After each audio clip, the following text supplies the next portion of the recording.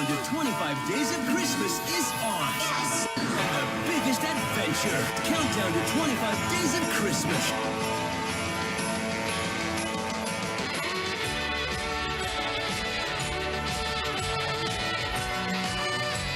Family Guy, Road to the North Pole. Welcome to my awesome Christmas special reviews, man. Special Christmas special reviews. 31 coming out through Christmas, okay? Here we go. Starting out with my all-time 31 best Christmas specials, favorite of all time. I start out with this one, Family Guy, because I don't know, it's just, I guess I like raunchy stuff, man. It's my weakness, honestly. If you put something raunchy beside me, like Family Guy or Cleveland Show or Bob's Burgers, I guess, that's something there, South Park, you put that in front of me, I'm probably gonna watch it, man. It's gonna be funny. It's gonna be funny to me for some reason. I know, a 12-year-old kid. I'm sorry. But yeah, Family Guy, Road to the North Pole. This is a raunchy Christmas special, I'm not gonna lie. But it does show a lot of Christmas truth to it. Like, for instance, let's go over the synopsis, I guess. So, Stewie, the football-headed kid, learns that Brian thinks that there is no Santa. So, to prove Brian wrong, Stewie goes to the North Pole to find Santa with Brian, and when they get there, they realize that, holy crap, Santa not only is real, but the entire operation's just crazy, and it's just full of garbage, man. I mean, the elves have reproduced with themselves, like polygamy, I guess, brother and sister having sex and having kids, and them just being idiots. The reindeer being rabified, just like evil reindeer. Santa being overworked and just can't do it anymore. The entire North Pole is just full of garbage and sewage and smoke, and because they're overworked. Yeah, man. That's it. That's pretty much what... If Santa was real, I would expect that operation to exist, really. Because, yeah, people are greedy. A lot, especially... All people are greedy, okay? Especially around Christmas time. I've seen it. And not all people, but most. And according to Santa, Santa's going to be overworked if he was real. And yeah, this is actually very, very reminiscent to what we go through, I guess. It explains so much, really. And but then we have the classic taking up of the mantle of Santa. Stewie and Brian go out and try to be Santa, but then they kill a guy and stuff him in a closet or whatever, and that's just one house, and and the rest of the night is pretty much over. So yeah, they failed miserably. And then they gave this speech where it's like, hey, why don't you ask for something reasonable and not, you know, huge and erotic and all that. Just ask for something reasonable, small, so Santa can work, so Santa can do his job. And they do, and it's all happy-go-lucky, you know, happy ending and all that, because it's a Christmas special. And with most Christmas specials, it kind of has to end on a fairly good note. So, the reason why I enjoy this Christmas special is because, as I previously said, it kind of enthralls you with the truth about Christmas. While a lot of other Christmas specials do this, not a lot kind of bluntly say what they're trying to say. They're kind of glossing over it, I guess. With Family Guy, they just say it, man. They just go out and they just say, hey, Santa's overworked. Santa's entire operation's going out the window. The elves are idiots. The reindeer are filled with rabies and they're just evil, you know? The operation's overworked. Santa can't even do it. He's dying. So yeah, it explains a whole lot to the overworkedness and just rush of Christmas. But instead, it kind of after that, it kind of shuts you up and kind of says, hey, you gotta calm down, okay? It's Christmas. You're supposed to be with your family. You're not supposed to be greedy. Just ask for something small. And the things they ask for small are still funny. The entire episode is hilarious. I mean, this is one of my favorite episodes of Family Guy, to be honest with you. And yeah, there you go, man. Family Guy Road to the North Pole. It's not a lot of bad stuff in this episode, I think.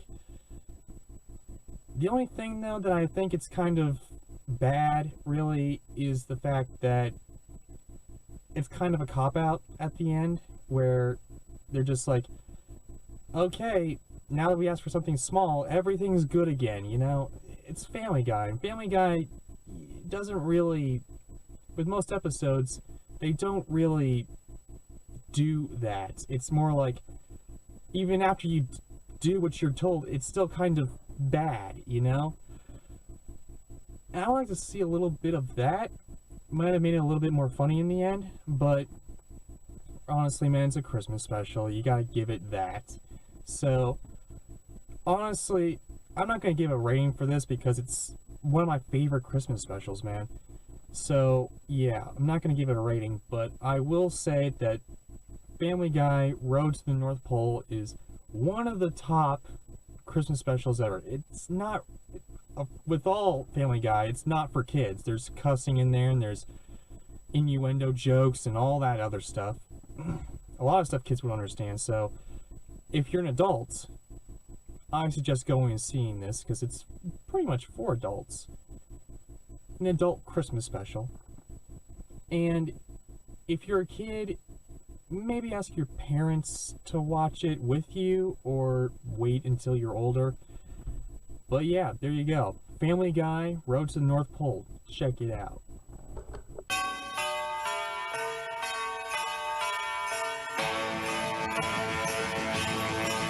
Countdown to 25 Days of Christmas is on. Yes! And the biggest adventure. Countdown to 25 Days of Christmas.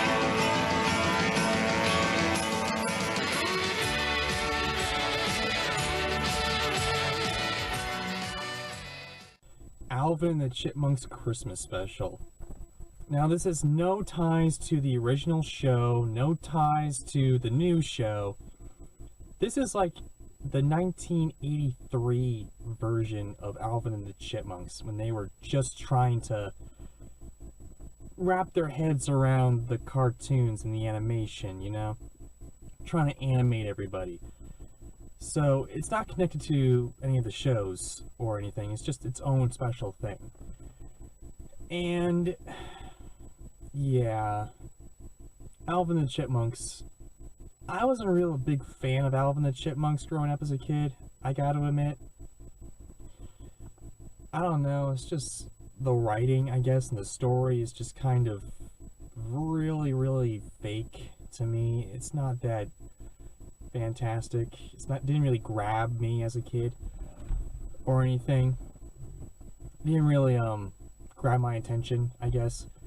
But for some reason, I watch this special every year. I have no idea why. Even though I don't really like Alvin the Chipmunks all that much, they're kind of annoying to me. But even then, this special kind of works for some reason for me. I have no idea why, but yeah, there you go. So, what's the special about? Alvin is at it again. I guess he's greedy. He wants all this stuff for Christmas. There's a classic Alvin the Chipmunks Christmas song, you know, Christmas time is here, all that. And, yeah, he wants something. He wants, like, this really, really great skateboard. He has dreams of having that skateboard, but he has nightmares of him not getting that skateboard because he's so greedy. But when he finally gets it,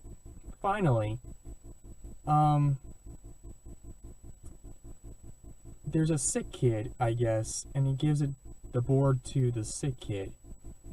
And yeah, there you go, that's pretty much it. And there's this big pageant that Dave's throwing together and trying to get the chipmunks together, but the chipmunks apparently, he thinks, don't have the Christmas spirit.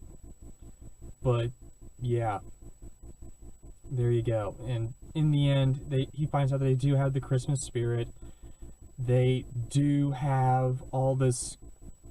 They do have generosity. Alvin does give the skateboard to the sick kid. Sick kid gets better, you know.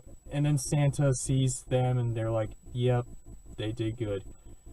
And also, yep, they did good. And Mrs. Claus, did you go out and talk to the chipmunks? Well, maybe. I don't know. Why don't you just go back to your work, dear? Whatever. So yeah, there you go. Alvin the Chipmunks Christmas special. Why do I watch this every year? Even though it still doesn't have a great story? I watch it because of the visuals, I guess. The visuals kind of help me along with it. It's really, really mellow, you know? It's really happy. It's really gold and just filled with Christmas in every frame, you know? So honestly, yeah. There you go. I guess I like the visuals of it. The story, though, is kind of lacking, like I said, and there's the big tentpole thing of this entire special is the Chipmunks songs, I guess. Even though they don't really sing a lot of songs, I remember. They don't I think the only song that they really sing, well, they sing like 3 songs, but they're mostly carols and the Chipmunk Christmas song, and that's it. I find that kind of weird, honestly. But, because, you know, they have all these classic Chipmunk songs, I guess, and they're trying to get their name out there and whatever. But, honestly, if you want some filler for your kids, this is probably good. If you just want to, you know, get nostalgic from the Chipmunks, I guess, if you grew up with the Chipmunks and you want to get nostalgic, this special is good for you. And again, the music, even though the song is kind of gonna ring in your ears, it's good, man. It's pretty good. So yeah, go check out Alvin the Chipmunks Christmas special.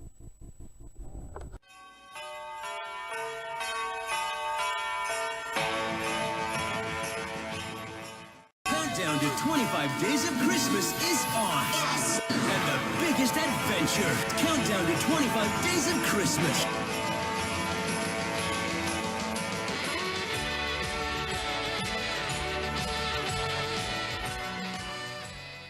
The Office, A Moroccan Christmas. Now, if you know anything about me, guys, you will know that my favorite show ever is The Office, okay? I have no idea why. Probably because every time I watch it, I laugh at all the jokes. Honestly. I've seen many people on YouTube or whatever liking Teenage Mutant Ninja Turtles, that being nostalgic. Their favorite show being the Smurfs, you know, that being nostalgic to them. The Office is kind of nostalgic to me. I remember watching my first episode back in, maybe I was like 6 or whatever. I was really young. I remember that. But there was, it was that episode where Steve Carell or Michael Scott goes to like an expo or whatever for The Office, and he sees Jim there, and he's been moved to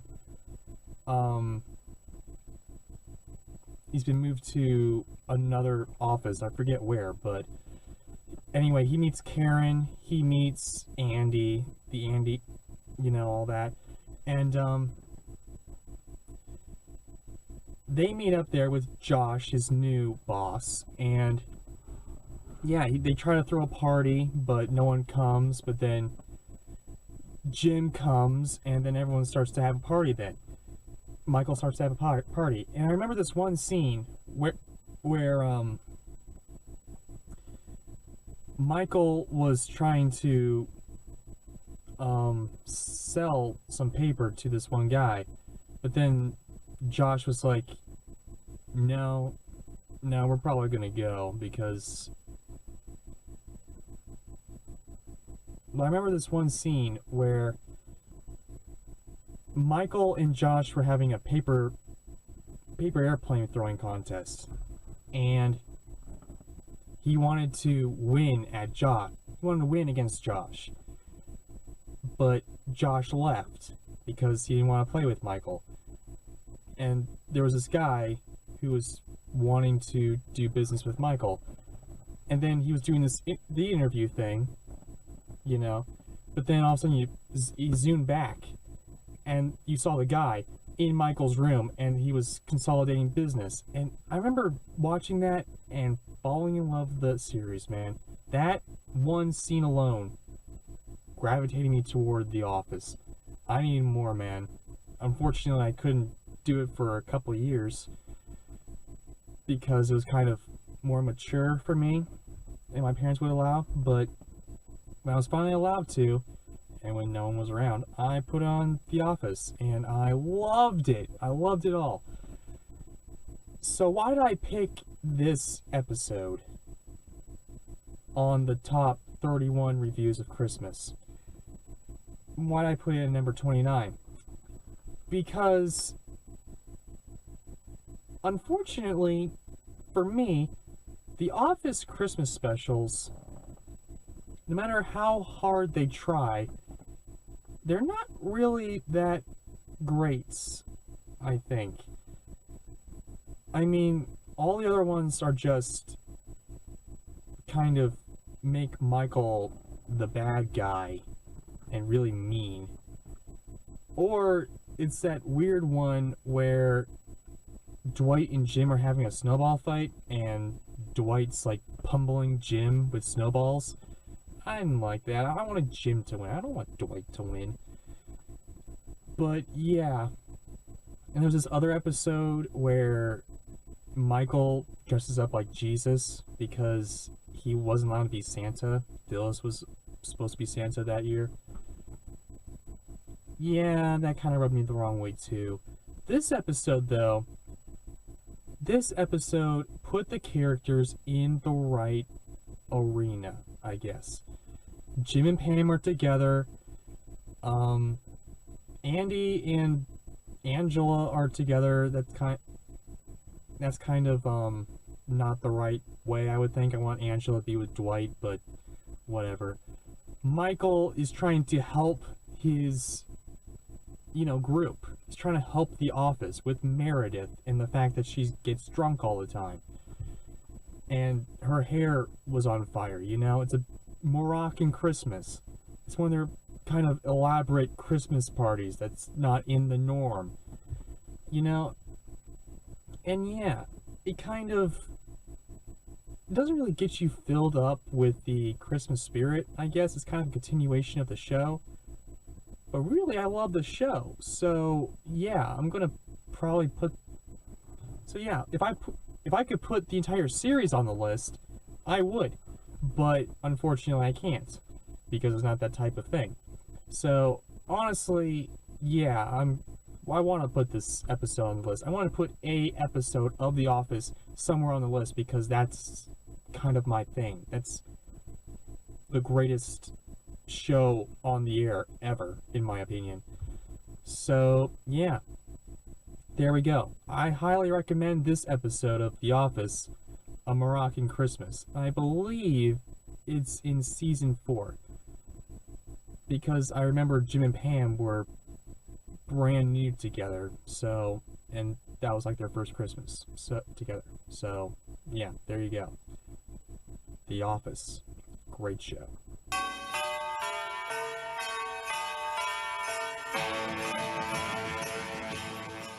Countdown to 25 Days of Christmas is on. Yes! And the biggest adventure. Countdown to 25 Days of Christmas.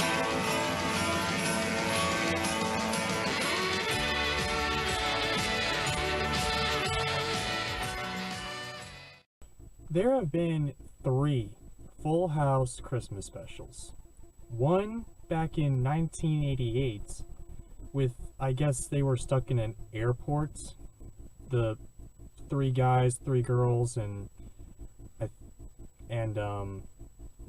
Jesse's future wife, who is Becky. Almost forgot her name. This is kind of a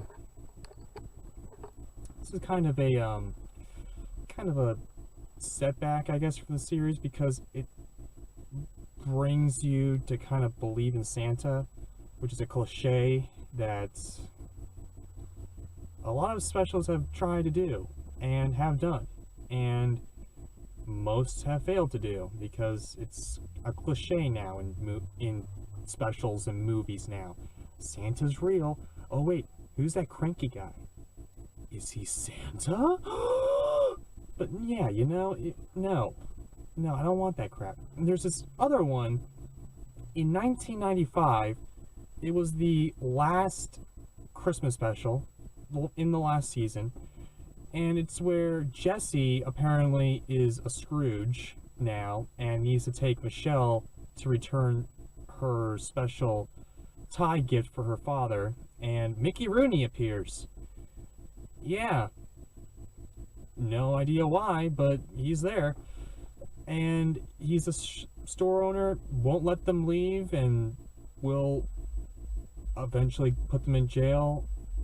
Yeah, it's kind of weird because Jesse hasn't really had any previous angerment toward Christmas, so this is kind of weird to me because Jesse isn't really a Scrooge and he hasn't had a terrible Christmas or whatever.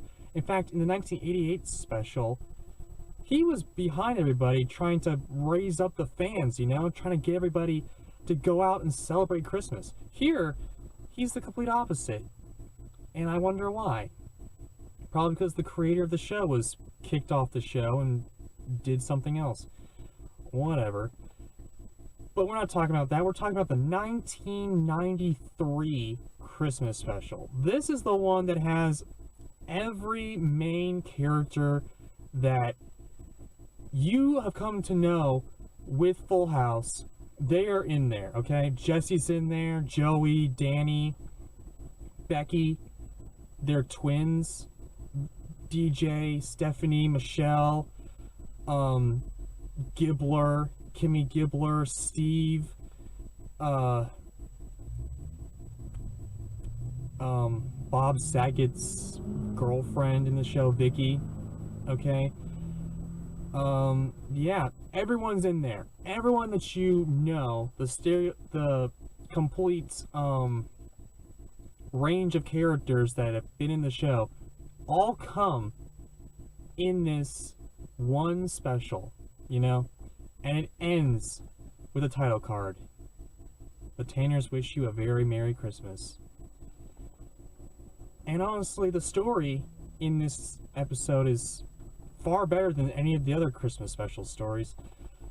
In this one, DJ's upset because Steve is going to leave, and Steve doesn't really seem to care, and then they start bickering, and then they kind of break up.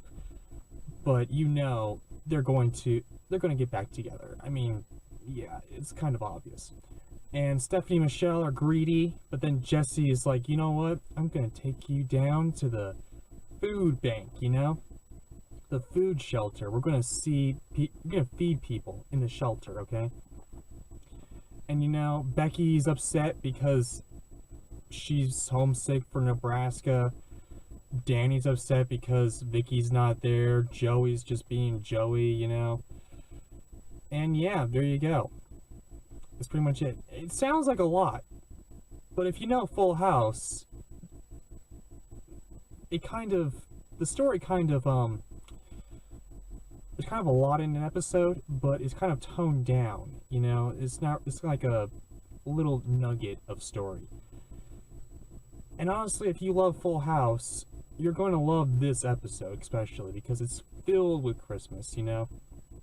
Filled with Christmas. And if you ever lived in the 1990s in San Francisco, or even if you live in San Francisco now, you probably see this is a lot like San Francisco at Christmas time. There's no snow, all that, you know. I don't know why.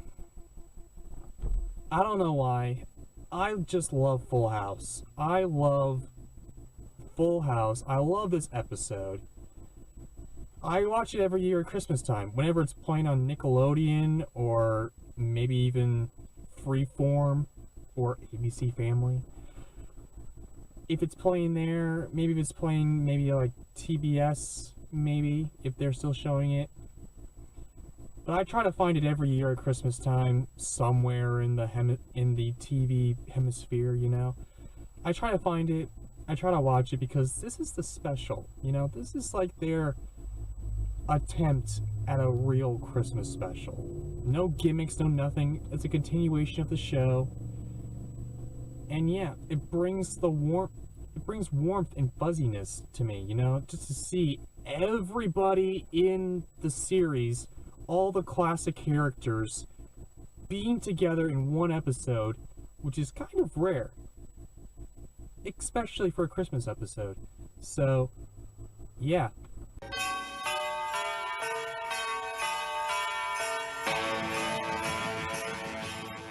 Countdown to 25 days of Christmas is on.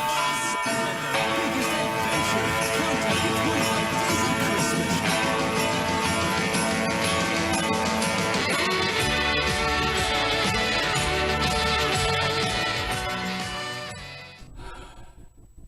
RankinBass is a staple of Christmas, with its weird wooden specials, I guess. You know, you have Rudolph and Frosty's Christmas in July.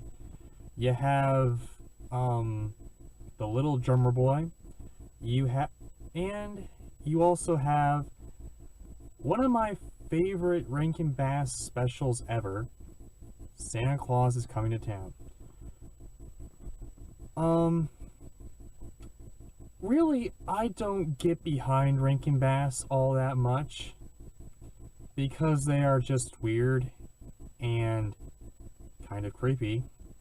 But otherwise, this special isn't, I don't know what it is, but I love the special for some odd reason.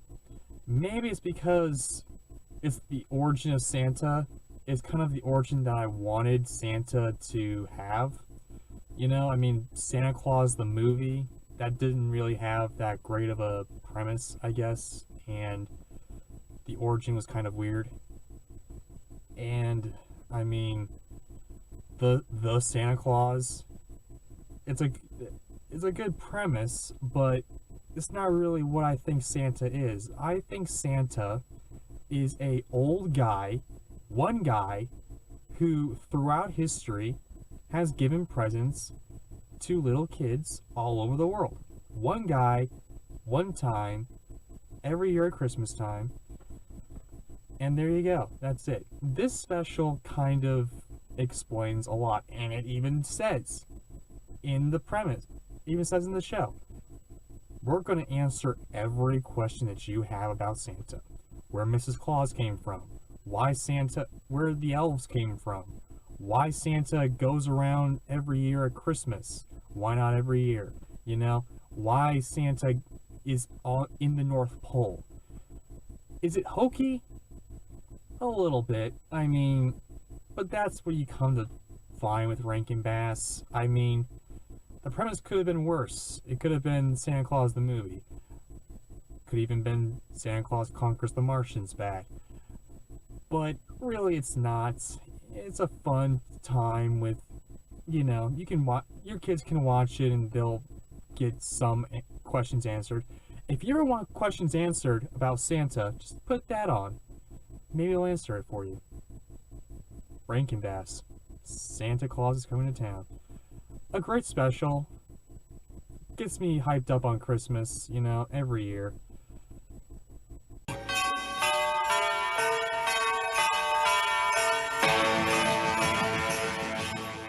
Countdown to 25 days of Christmas is on. Yes! And the biggest adventure. Countdown to 25 days of Christmas.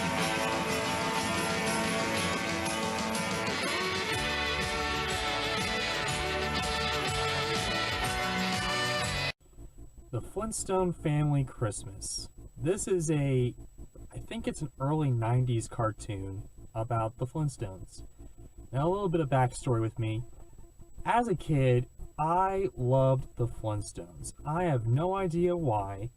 Okay, I watched SpongeBob, I watched Jimmy Neutron, I watched a lot of Nickelodeon stuff, I watched some Cartoon Network stuff too, like Codename Kids Next Door and all that. But for some reason, I gravitated toward the Flintstones. To this day, I have no idea why, but I still love that modern Stone Age family, even though it's still kind of ancient today. But I love it. I love everything about the Flintstones. It's funny to me. I put it on as a time waster, I guess, like some background noise. And even then, I still kind of sit down and watch the episodes. I gravitate toward each episode of the Flintstones. And in fact, there were a couple of Christmas specials even before this one. The first one was Christmas Flintstone, which was a Christmas episode where Fred was like so great as the mall Santa that Santa recruits him to be Santa, deliver presents all over the world. And that was pretty good. I mean, for a Christmas episode, it wasn't that bad. And then there was this other one called A Flintstone Christmas, where the same thing happened, but in an hour-long, cheap 70s type special. Yeah. And there was also a Flintstone Christmas Carol that I think was after this, where the Flintstones and the Rubbles and the entire city of Bedrock was putting on a Christmas Carol play. And Fred was turning into a big, huge Scrooge, like Fred does. You would expect Fred to be a Scrooge. And it's an hour long, and it shows them doing the play, and I don't know. I mean, I've got a lot of Christmas Carol already on this list. And I don't know. The Christmas Carol part kind of takes me out of the special, really. And it's called A Flintstone Christmas Carol. I would kind of like it if it was just all about Fred being Scrooge, or all about, you know, the Flintstones in that time period, I guess, acting out A Christmas Carol, but not the two together. That was kind of weird. A Flintstone Family Christmas takes place after the two movies, you know? The one where Pebbles and Bam Bam got married, and the one where Pebbles and Bam Bam gave birth to their twins. And I gotta admit, those movies remind me a lot about Father of the Bride. I highly think that those movies were really inspired by Father of the Bride. But, need as it may, this special, the reason why I love this special is because it incorporates every Disney character, every Flintstone character. Okay, it incorporates Fred, Barney, Wilma, Betty, Bam Bam, Pebbles, they're twins, and this new kid who called Stony, who is an orphan. Fred and Wilma take him in, and Barney and Bam Bam help out, and they grow closer together. You know, it's kind of hokey. The story's not that solid because honestly, this is Hanna-Barbera in the 90s, and they were already petered out in like the mid 70s. So yeah, the story's not that solid. The animation is kind of questionable too sometimes. Like for instance, the caretaker of Stony was, when Fred was like flying in the sleigh taking Stony away, she was like, you know, an evil smile at the end, you know? It's kind of weird. But otherwise, I love the special. It gets me hyped up on Christmas, you know? I probably watch it at least once every year. Or at least I try. And it's the right type of Christmas cheesiness and the type of Christmas forgiveness, I guess, because normally I wouldn't like this, but it's the Flintstones, and it incorporates pretty much all the main cast of characters. Even Mr. Slate's there. Okay, so yeah, the Great Gazoo is out, so you don't have to be concerned about him. He's not even mentioned, so that's good. Otherwise, though, I kind of recommend this. I recommend this special. If you don't like the Flintstones and you don't like the corny type Christmas special, then I wouldn't recommend watching it. If you're looking for something more serious, then don't avoid this. Then just avoid it. But if you're looking for the right type of corniness, the cheesiness, and Flintstones, this is a special for you.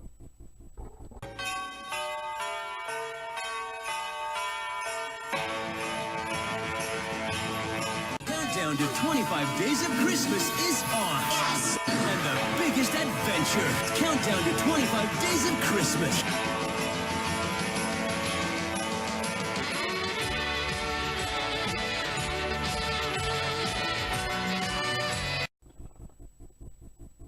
You know what's different? A Garfield Christmas special.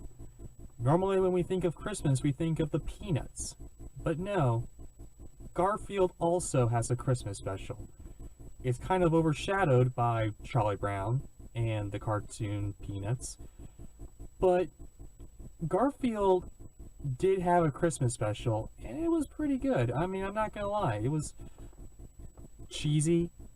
Yes, it was really corny.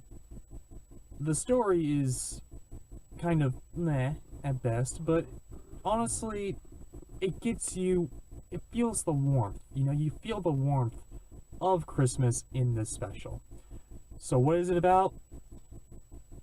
Garfield, John, and Odie go and visit John's family. His weird brother, his overly warmth mother, the dad who just doesn't really give a crap anymore and just doesn't take any nonsense, and the grandma who's probably very, very awesome. She lifts weights. She's the cool grandma that we all want, you know? And yeah, the story's cheesy, the story's corny, but really that's what you come to expect at Christmas time. Really. I mean, a Charlie Brown Christmas, that's kind of filled with cheese now. That's kind of filled with corniness. A Garfield Christmas special, it has the same, you know? Garfield wants a lot of presents. But toward the end, he realizes that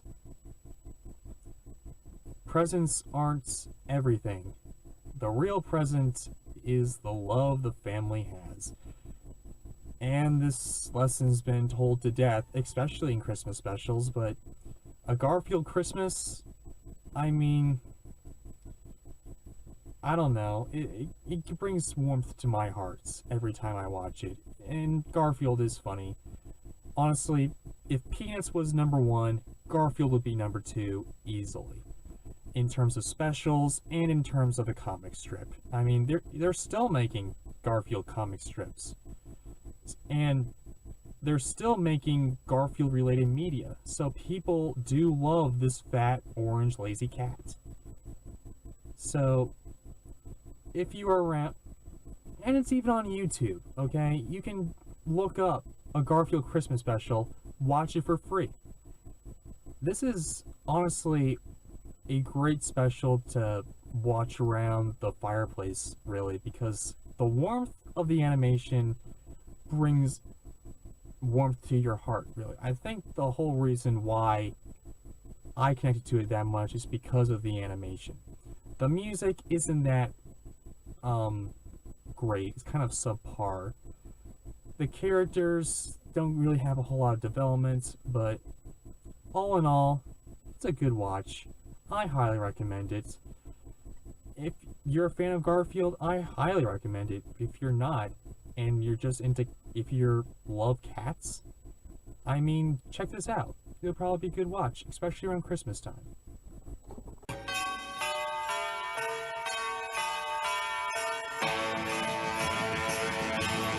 Countdown to 25 Days of Christmas is on. Yes! And the biggest adventure. Countdown to 25 Days of Christmas.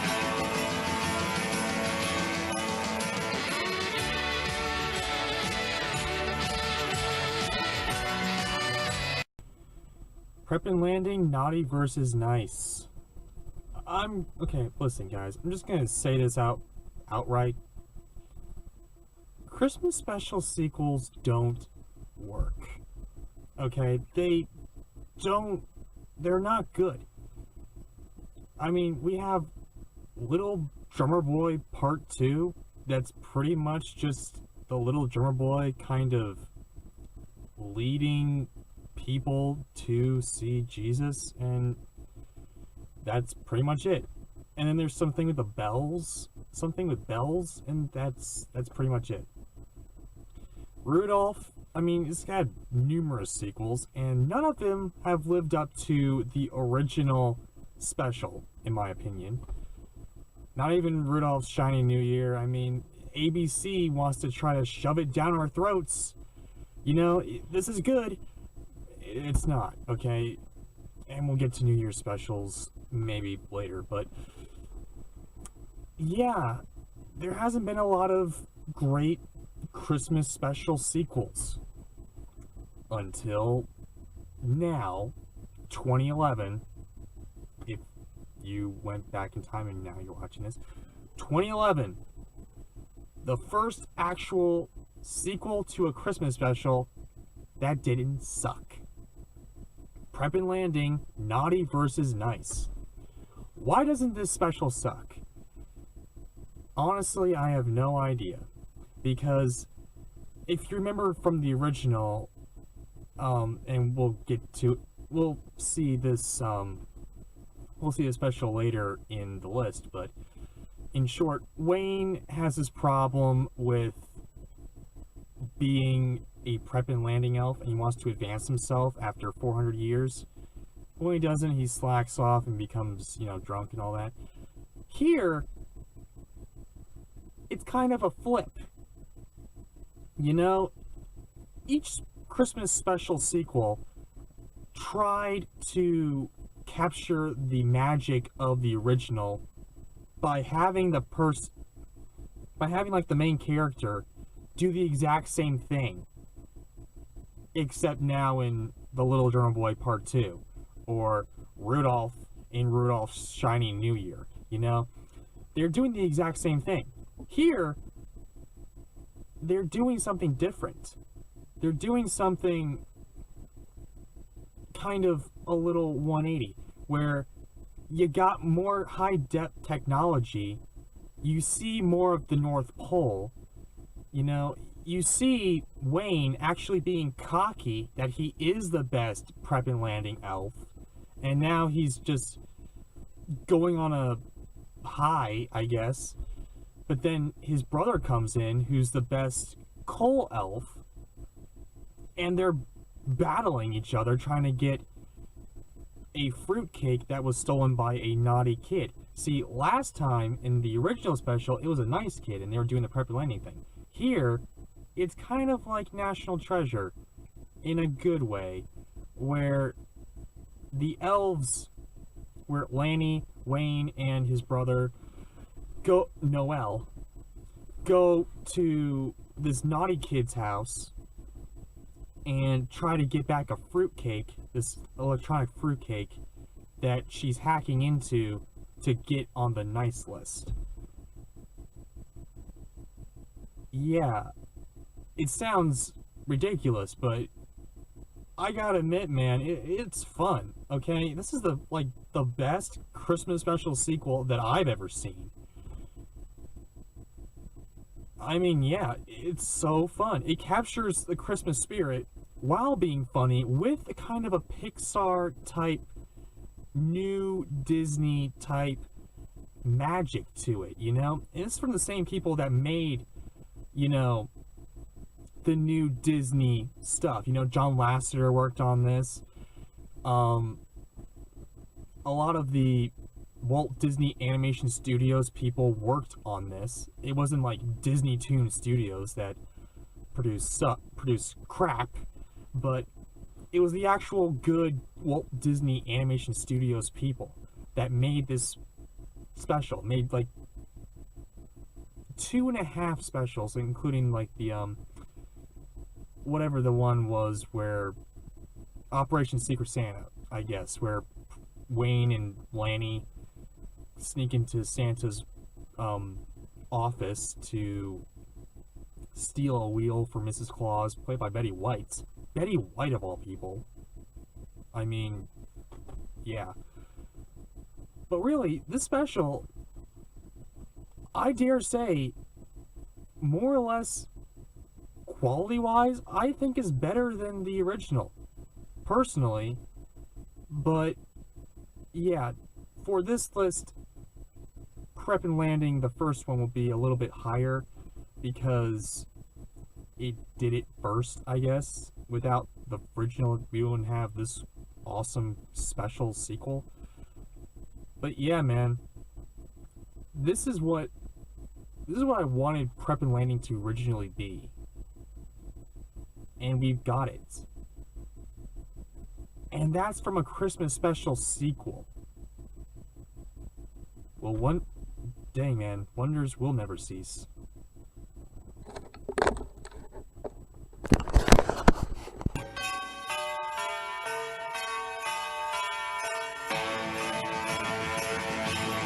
Countdown to 25 Days of Christmas is on. Yes! And the biggest adventure. Countdown to 25 Days of Christmas.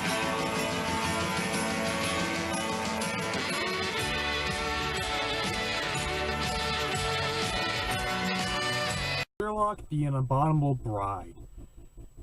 This is one that it kind of depends on your point of view, I guess. You can classify it as a Christmas special, or you can classify it as like a one-off special for Sherlock. And in case all of you don't know, which I'm pretty sure that you do know, but just in case, Sherlock, not Sherlock Holmes, the Robert Downey Jr. movie, Sherlock, the BBC show, is a kind of newer take on Sherlock. Sherlock played by Benedict Cumberbatch, and Watson played by Martin Freeman, of all people. And yeah, it's just pretty much the original stories of Sherlock in a modern day setting. And there's 3 seasons, each with 3 episodes. So yeah, I suggest you go and watch it. This special, however, just came out last year. And lo and behold, man, this special's not that bad. Does it have to do a lot with Christmas? No. But neither does It's a Wonderful Life, really. Just think about this for a second. It's a Wonderful Life. Throughout the movie, there's hardly a mention of Christmas. It only happens, like, at the very end, where he's like, Merry Christmas! Merry! Merry! You know, Jimmy Stewart? It's only at the very end where it actually has tie-ins with Christmas. Here, there's tons of little Easter eggs of Christmas, like, his Sherlock's brother keeps on eating figgy pudding, just being fat, you know?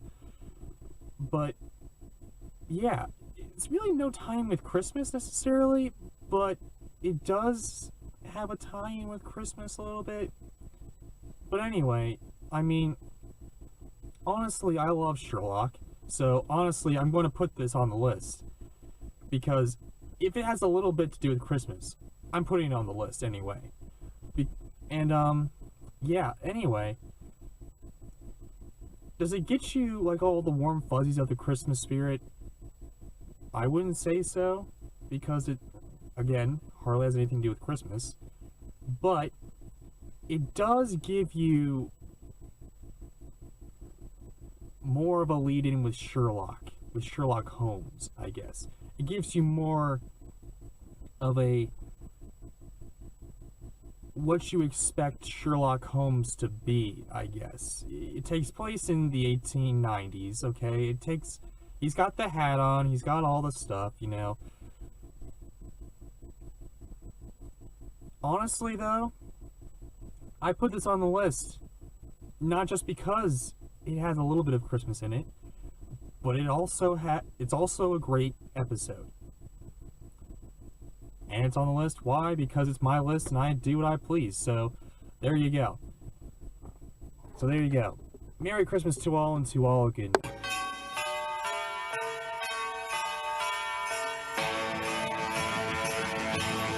Countdown to 25 Days of Christmas is on. Yes! And the biggest adventure. Countdown to 25 Days of Christmas.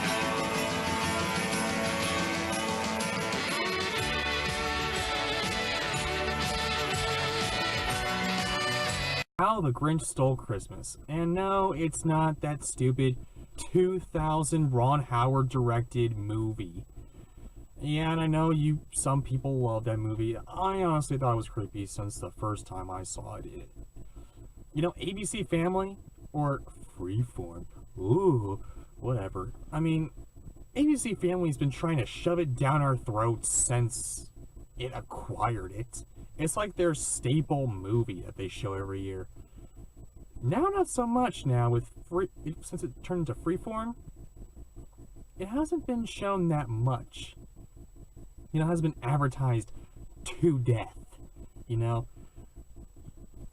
But that's not saying it didn't back then, because I remember a time when I was like 10 or 11, and between that time and this year, they were shoving the Grinch in our faces, shoving him down our throats.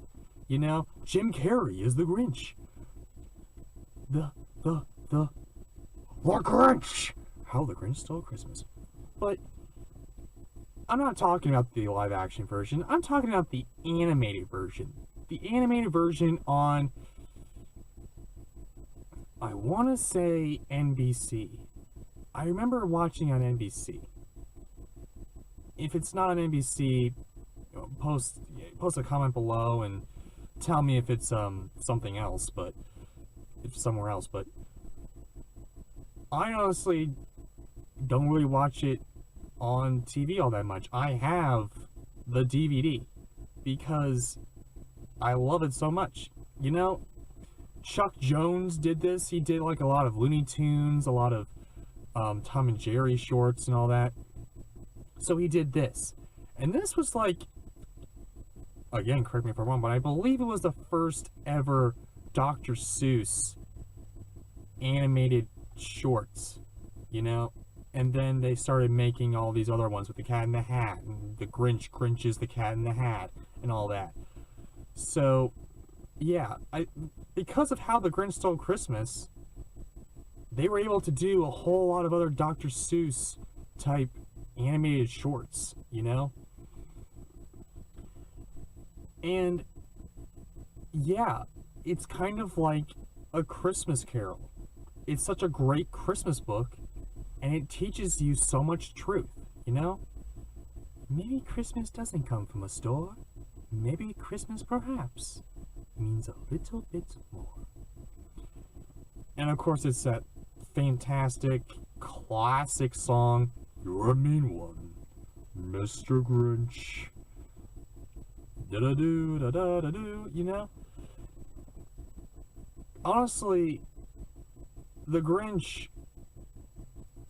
is a staple of Christmas. It's like Ebenezer Scrooge, you know?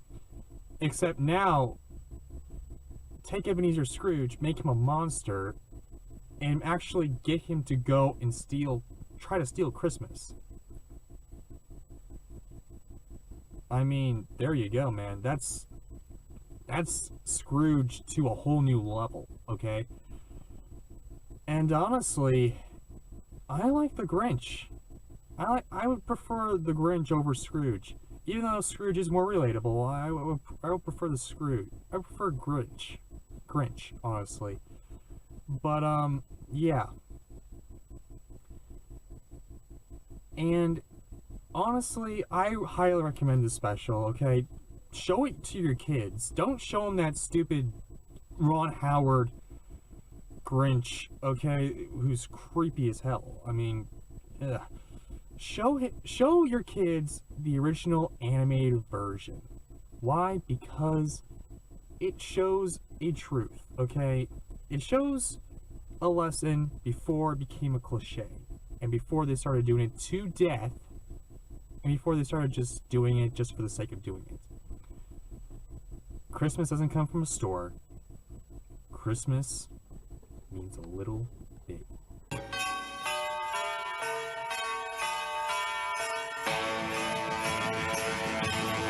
Countdown to 25 Days of Christmas is on. Yes! And the biggest adventure. Countdown to 25 Days of Christmas.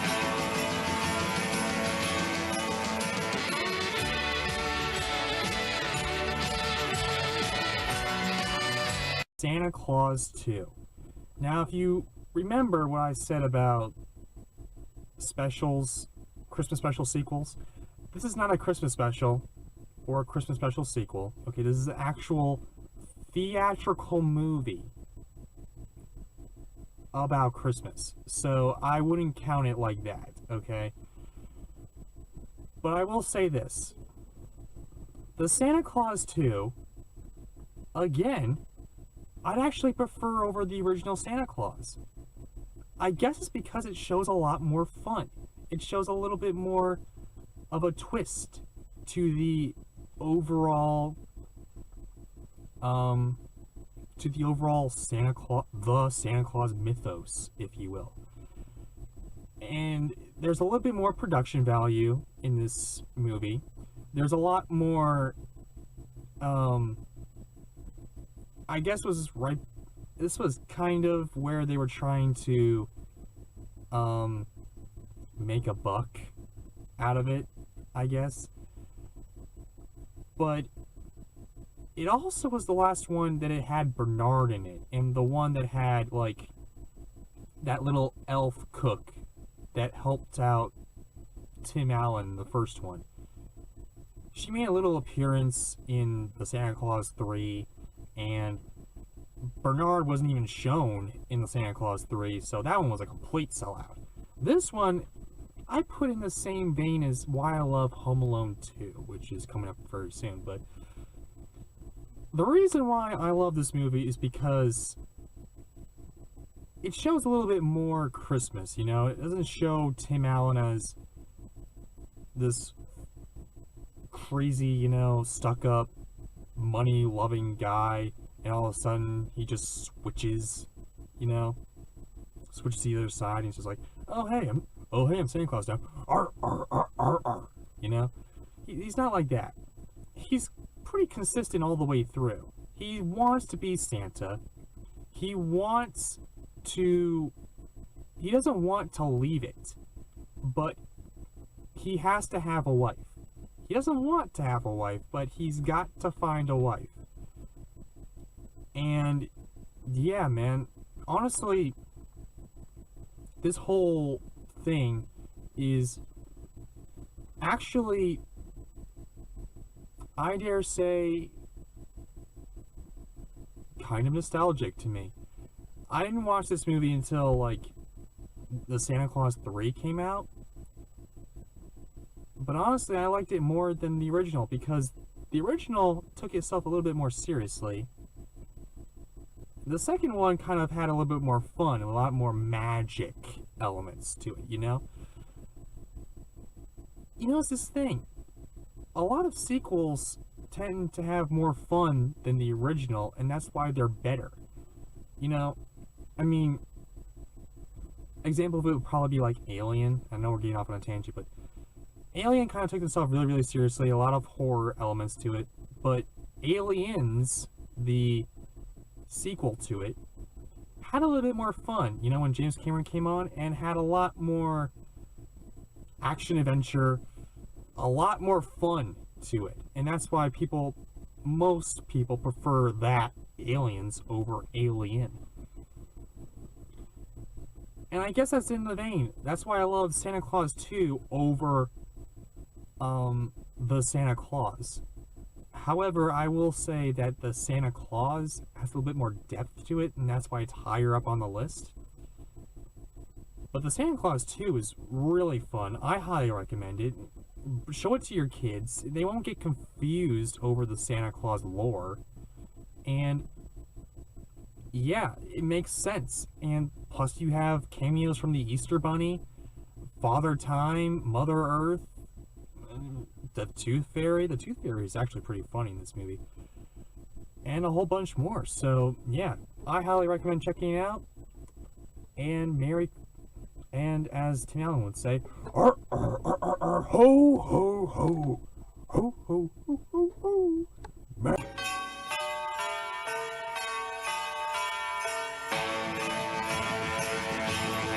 Countdown to 25 Days of Christmas is on. Yes! And the biggest adventure. Countdown to 25 Days of Christmas.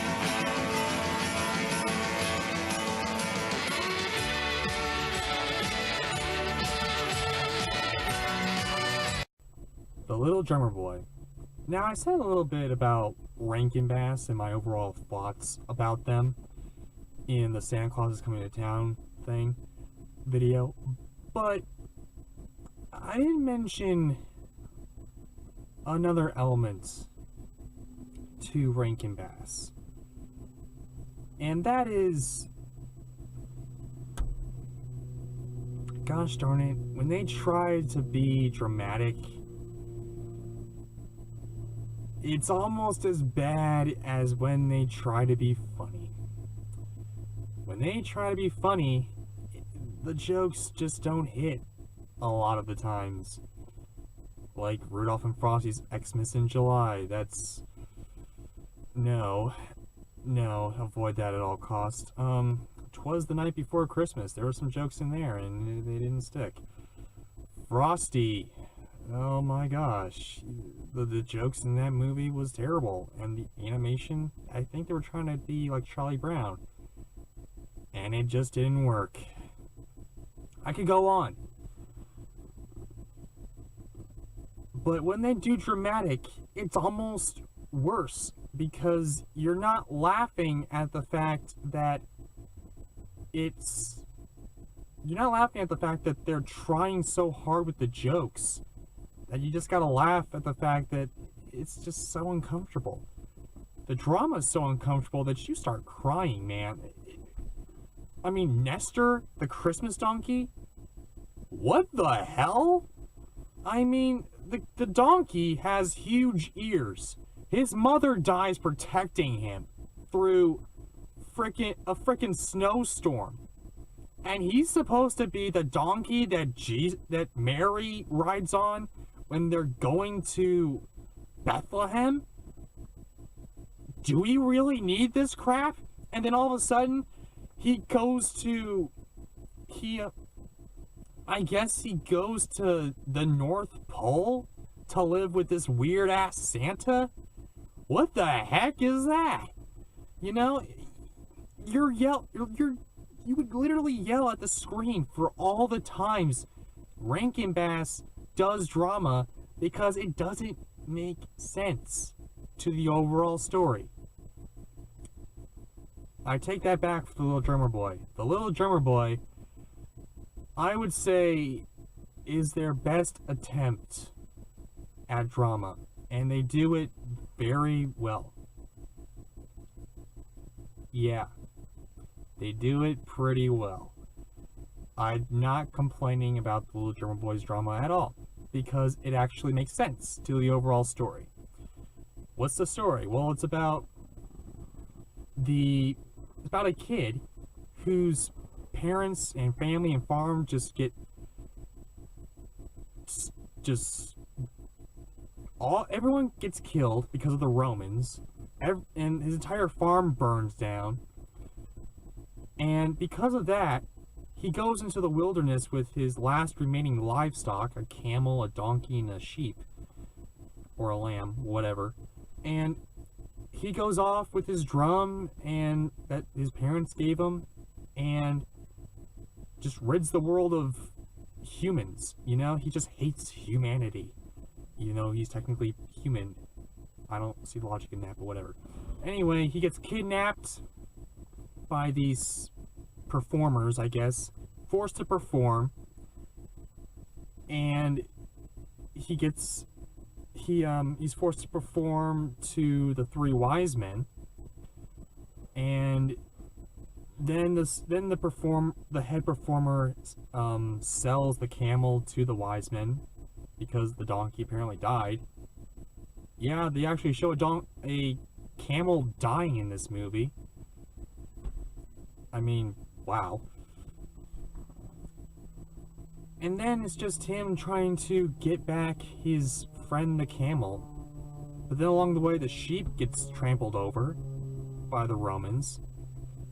And because of the love for his sheep, he asks Jesus to save his sheep, and he gets better. And honestly, taking religion aside, I would say that this kind of works. Is a little shaky at times. I mean, yes, okay. Sometimes it seems like they put stuff in there just to move the plot along and to give it a dramatic edge. Like, for instance, the sheep getting run over. I mean, yeah. But, anyway, but taking religion back into it, I would say that this is also very good for religious people. Yeah, is it specifically said in the Bible that the Drummer Boy didn't exist? No, but it's a good song, you know, you listen to on the radio. It's actually a pretty good song, and a lot of Christians love it, including me. So, yeah, the special kind of mimics that type of goodness with the song, I guess. And yeah, I highly recommend it, especially for Christians. So if you're out and about watching Little Drummer, so if you're out and about, hey, pick this up. It's a good watch. You'll like it. Might be a new Christmas special. Countdown to 25 Days of Christmas is on. Yes! And the biggest adventure. Countdown to 25 Days of Christmas.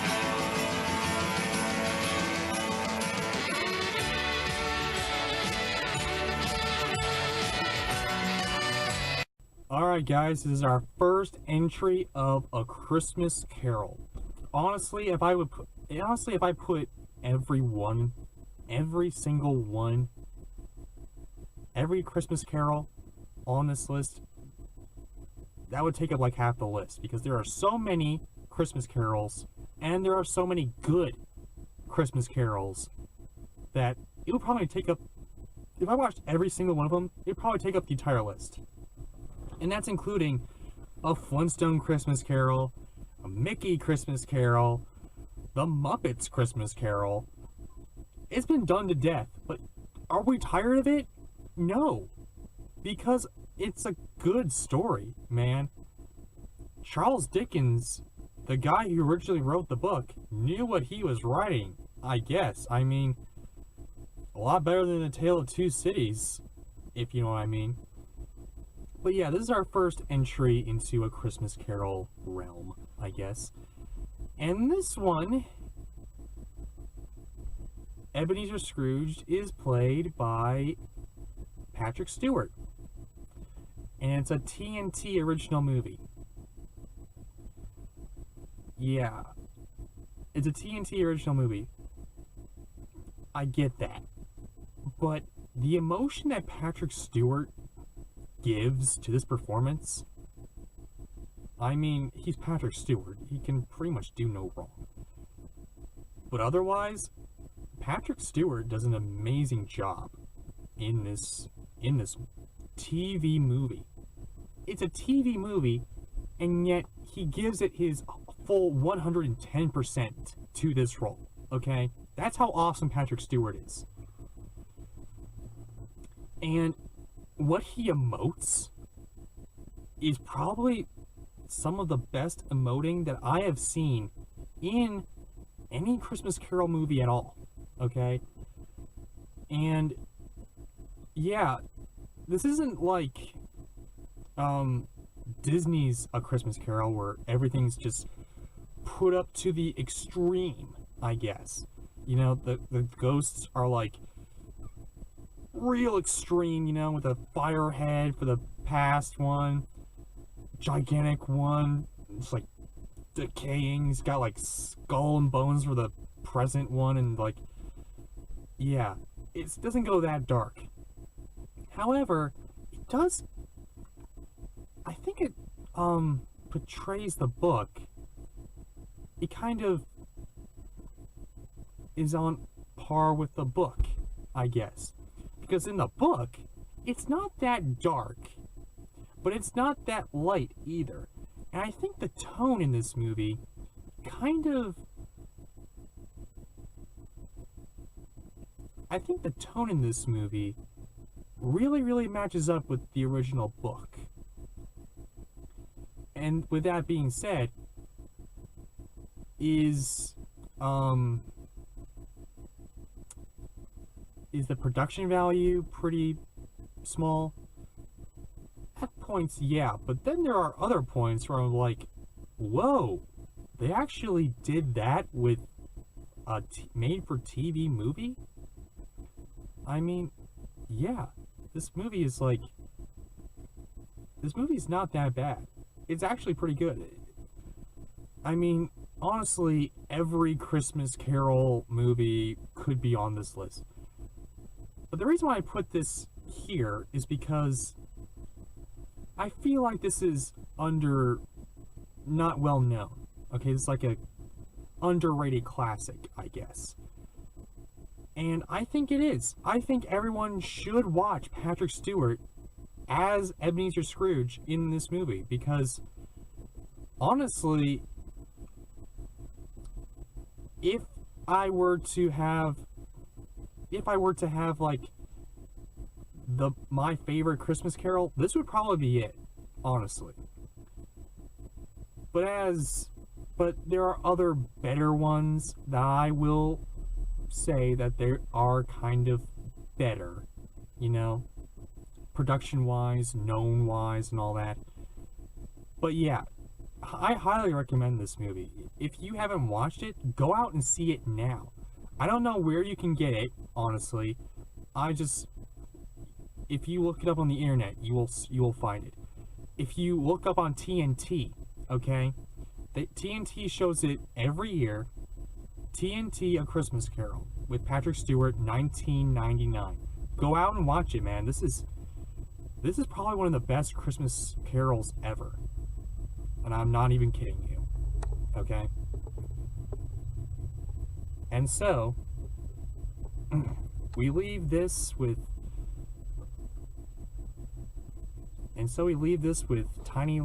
little Tiny Tim saying, "God bless us, everyone."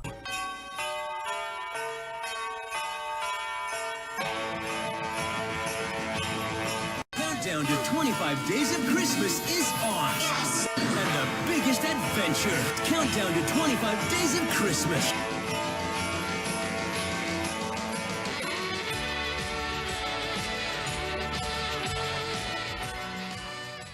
What's going on, guys? Now look, I'm sorry I didn't get around to making more videos. I had exams, okay? I'm in college. I had exams. So now they're over. Now we get to dive into more movies. Let's go. So, the next one, Home Alone 2. Why is this movie on the list? Because this is kind of where the Home Alone franchise just went a little bit down. So why is this on my all-time favorite Christmas movie list? Because of one reason, and one reason alone. It's in New York City. New York City at Christmas time, okay, if anyone's been there, or if anyone lives there, you know beyond anyone who visited. So I visited, and New York City at Christmas time is a character in of itself, man. I mean, the entire city decks the halls, if you will, and just goes all out Christmas, man. You got the gigantic Rockefeller Center Christmas tree. You've got the plaza, okay? Which, by the way, Donald Trump makes a cameo. All you people who are Donald Trump supporters, he makes a cameo here. All those who don't, I would advise staying away from this movie, especially since of the election. Yeah, not gonna get into politics. Let's move on. So, yeah, Home Alone 2. Is it a complete rehash of Home Alone? Yes. Is it kind of a commercial for that little talking thing that's kind of like, it's like a cassette recorder that you can fast forward and go slow and all that? Is it a commercial for that? Yes. Does Macaulay Culkin kind of act the way you think of Macaulay Culkin would act, where he's like a endorsement, I guess? He's kind of like just doing it for the money. Yeah, he does in this movie, but he doesn't do it quite that much, I would say. It's kind of the cool Macaulay Culkin, where he's got a little bit still where he's kind of vested, but he's still kind of like on the edge of being a endorsement moneymaker and all that. New York, I mean, despite what John Hughes would do, I mean, John Hughes has made great movies, okay? But after Home Alone, he kind of started to shift to the crappy family movies. And he did a little bit here, but he made New York City very, very much a character as it is at Christmas time. And not only that, but he shows like the bad elements of New York as well, you know? New York at night is scary. And it's not really that Christmassy. But yeah, he doesn't slack off as much in this movie.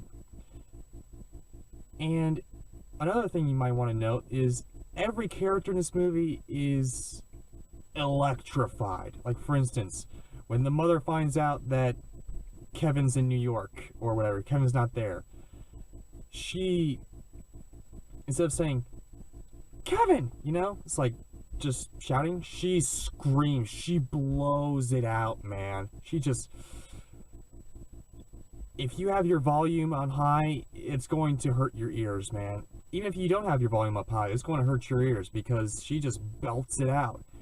Kevin's more cocky, even though he's still learning the same lesson, more or less.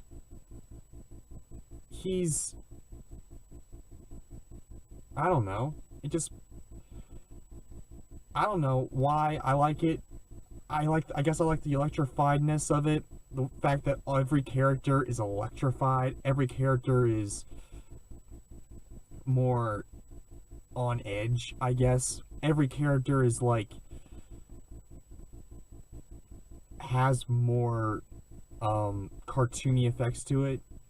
I don't know, I guess I like the cartoons. And plus the two robbers are still there. And even they're electrified, literally and figuratively. Could these traps at the end of Home Alone 2, because they're at the end of every Home Alone. I mean, that's what makes a Home Alone movie a Home Alone movie. Do the traps seem like they could kill them? Yes. I mean, I would be very, very surprised if any of them lived, if a person was actually put through all this crap. But again, it's more cartoony.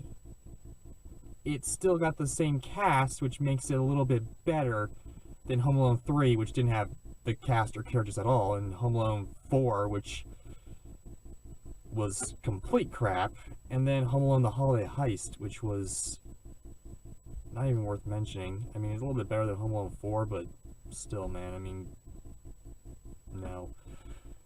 Otherwise, yeah, it's kind of a guilty pleasure for me. Home Alone 2, I tend to like better than Home Alone, but comparison to how I like it and the goodness of it, like the credibility and all that, yeah, man, it's I guess it's a guilty pleasure, and that's why it's this high on the list. Oh, and also, Tim Curry's in this movie, and he just puts everything into this role. How short of a role he has in this movie, he gives it his all, man. And I mean, the scene with him and that little movie, he kind of has that little, Kevin's got that little movie that he plays to get adults to do what he wants, I guess. It kind of like represents the father and all that. I forget what the movie's called, but it's like this old black and white movie and all that. That scene between Tim Curry and the movie, that is beautiful, man. I dare say it's even better than in the first Home Alone. Because of the cartoony, because of the over-exaggeration of it. So yeah, Home Alone 2.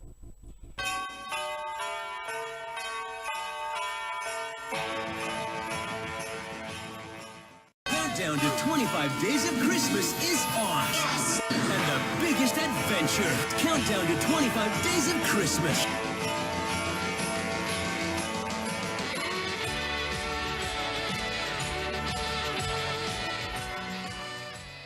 The Red-Nosed Reindeer. Now, this is perhaps my all-time favorite RankinBass short. I don't like a whole lot of RankinBass shorts because they're really, really weird. Very jilted editing. The characters don't seem like they're actually emoting emotion because their faces are like stuck, You just moving the lips like this.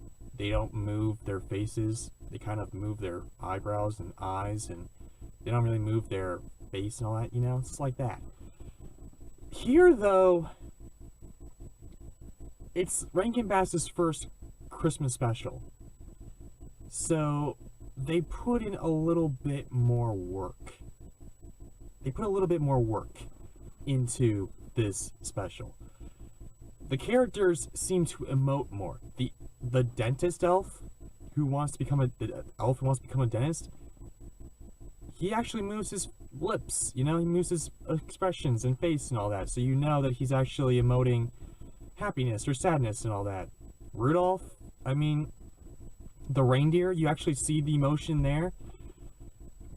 Plus Plus, I think the jokes are a lot more hilarious. You know, Santa, skinny Santa, you know, trying to get fat. I mean, I feel like Rankin Bass, as their first Christmas special, they actually tried. They actually gave it some jolt to it, you know, they actually gave it, they try to put their all into it. And then when they started doing every, like, 2 or 3 every year, they're like slacking off and all that. Like with a Year Without a Santa Claus being the last one that I actually enjoyed watching. But it didn't really make the list, so no. So no, it's not going to be on the list. But Rudolph, I think, deserves more than any other Rankin Bass special to be on the list, because the story works. The music works. Everything in this short more or less works. There's colorful characters. There's a reason why this special has exceeded far and above what any other Rankin Bass Christmas special has. Why it endured to this day. With even this year, there's this Denny's commercial where there's like Rudolph pancakes, and there's this little short and whatever. And there was, like, a couple years before that, there was this, I think it was a Rudolph phone or whatever. There's Affleck commercials, you know? It's endured. And people know why it endured, because Rankin Bass actually gave it their all and actually tried with this short. Honestly, man, I watch this every year because I actually try to watch this special more than I do with any other Rankin Bass specials, because this special is actually trying. It's actually trying to be good. So that's why it's on the list, and that's why I like it so much, because they actually tried, you know. And the colors are bright, the designs are aesthetic, they're beautiful, and yeah, the story is pretty much on par with every other Christmas special. However, it does have that little subtle hints of Rankin Bass lacking. Like, for instance, they go off, Rudolph and the elf kind of go off into other adventures that don't really align with the rest of the story. It's kind of a little fluctuation there.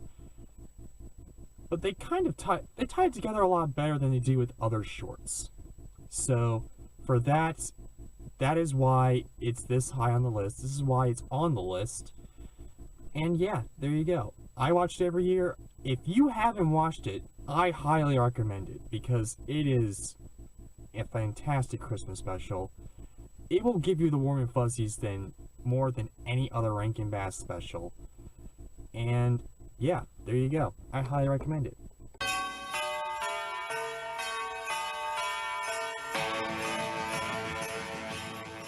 Countdown to 25 Days of Christmas is on. Yes! And the biggest adventure. Countdown to 25 Days of Christmas.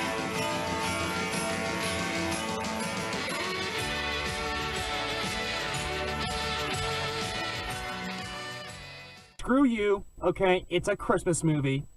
It is an actual Christmas movie. And I put it on the list. Why? Because it is a Christmas movie. And I will say it to my grave. Die Hard truly is a Christmas movie.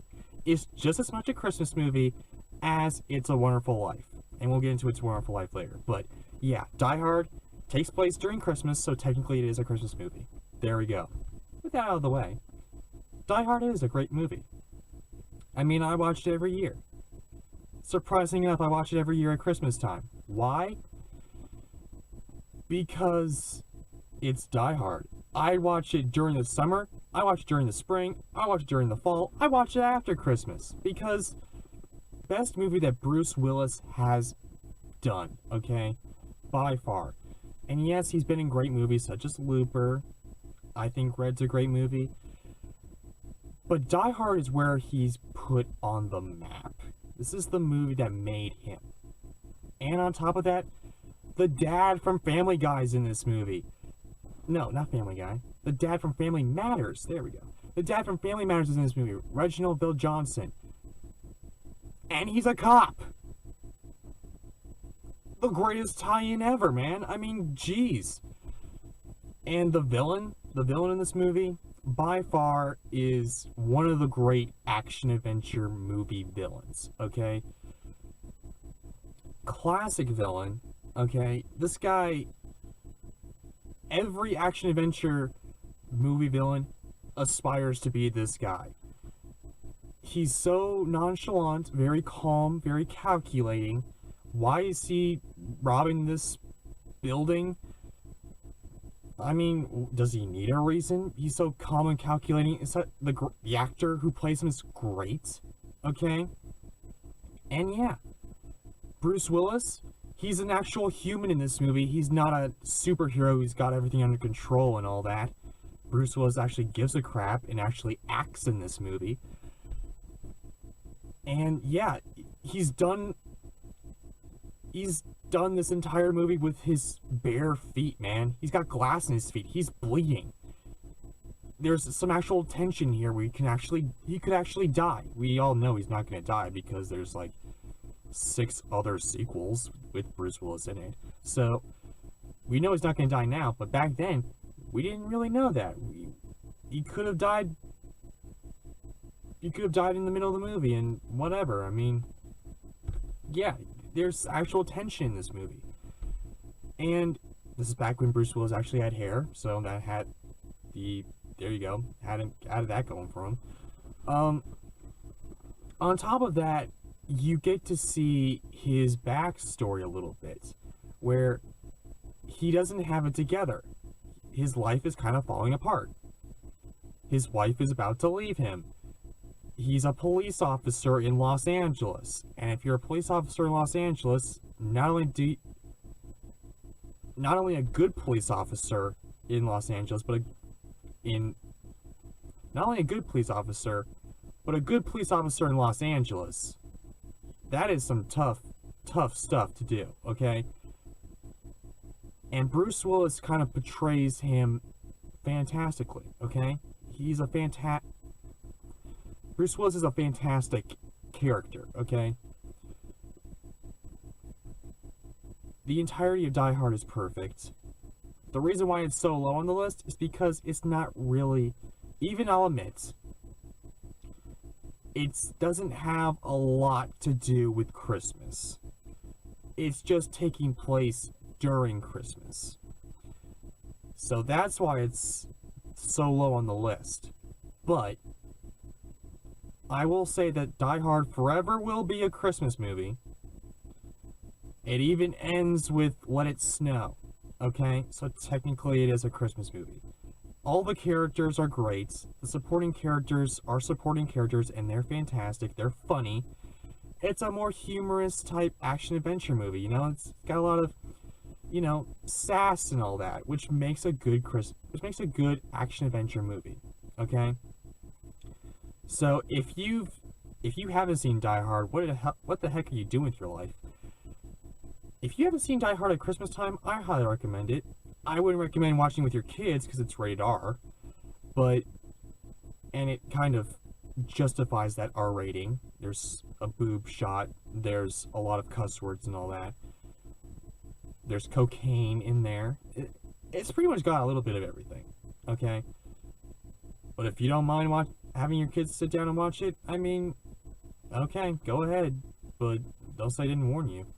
But anyway, go and watch this movie at Christmas time. This movie at Christmas time, one of the greats, man.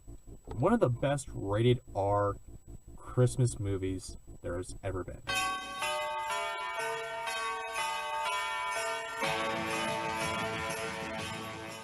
Countdown to 25 Days of Christmas is on. Yes! And the biggest adventure. Countdown to 25 Days of Christmas.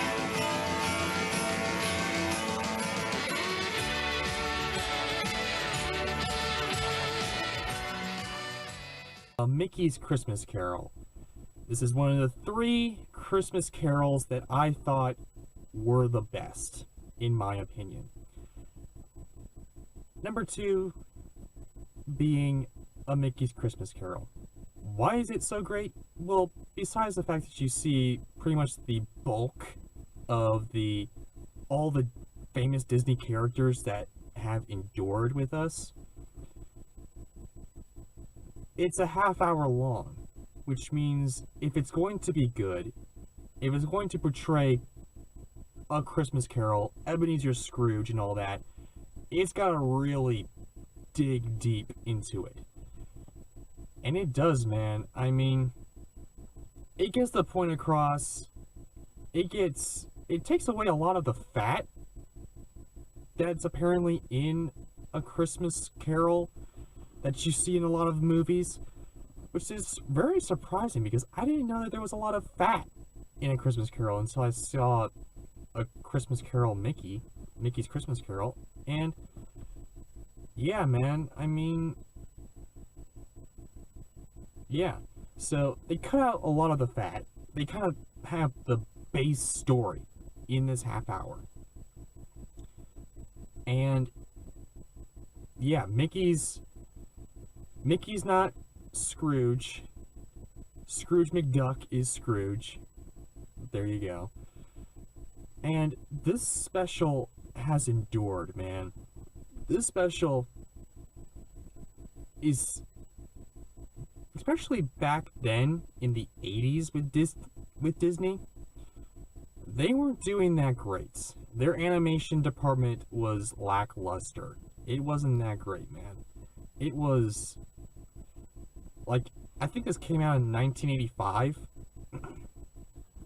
You know what else came out in 1985? The Black Cauldron, considered by many the worst Disney animated movie to ever exist. And yet, they came out with this fantastic animated short. True, it is A Christmas Carol, and it's really, really hard to screw up A Christmas Carol if you actually know the story. But, yeah, it's really surprising that they actually took the time to make this special great when they were in the midst of financial collapse. Disney was like this close to being shut down, the animation department to be shut down. That's how bad it was. And yet, they made such a great Christmas special that I watch every year. And that is truly one of the greatest Christmas carols that I have ever seen. And I've seen every single Christmas Carol, or at least most of them. I even see the Muppets Christmas Carol, man. And A Mickey's Christmas Carol is by far one of the greatest. Mickey cries in this movie, man. When I saw Mickey has never cried. He's always upbeat and all joyful and all that. But when you see Mickey cry, you want to cry too. I almost cried when I saw Mickey cry for the first time. I mean, dang. Dang, man. Donald, for the most part, is upbeat, which is very rare for him, and I welcome it. I want to see Donald upbeat. Goofy's Ebenezer's partner that died. Says he's gonna be visited by 3 spirits. He's that guy. He's kind of I really wouldn't put him in there all that much.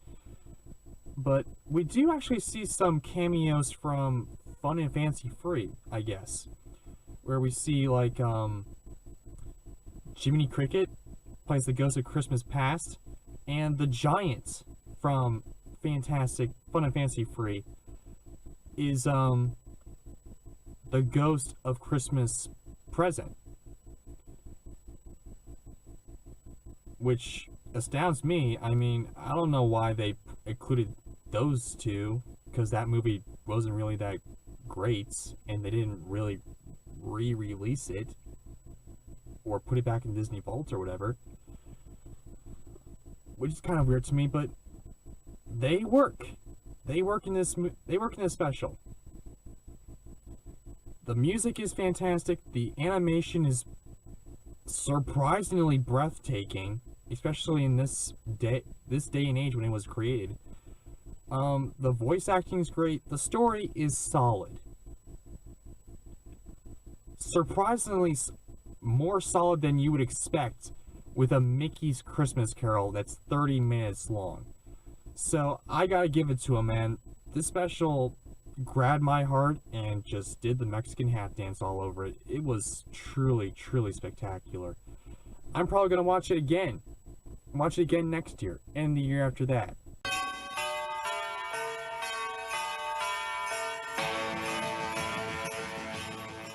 Countdown to 25 Days of Christmas is on. Yes! And the biggest adventure. Countdown to 25 Days of Christmas.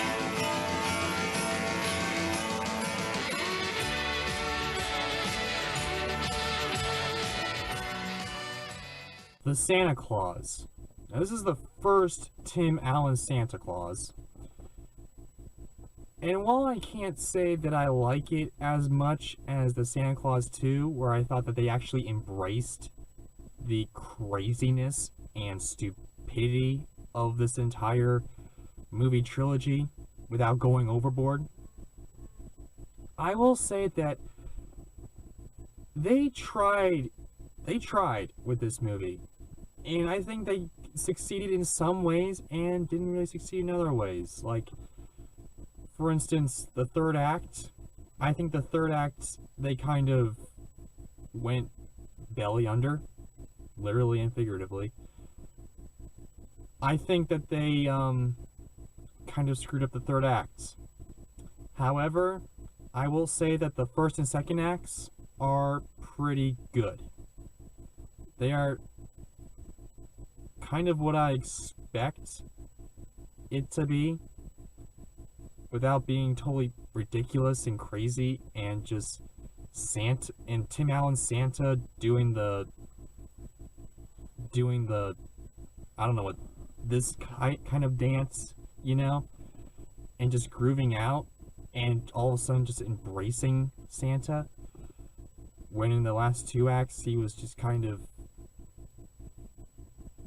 trying to not believe it.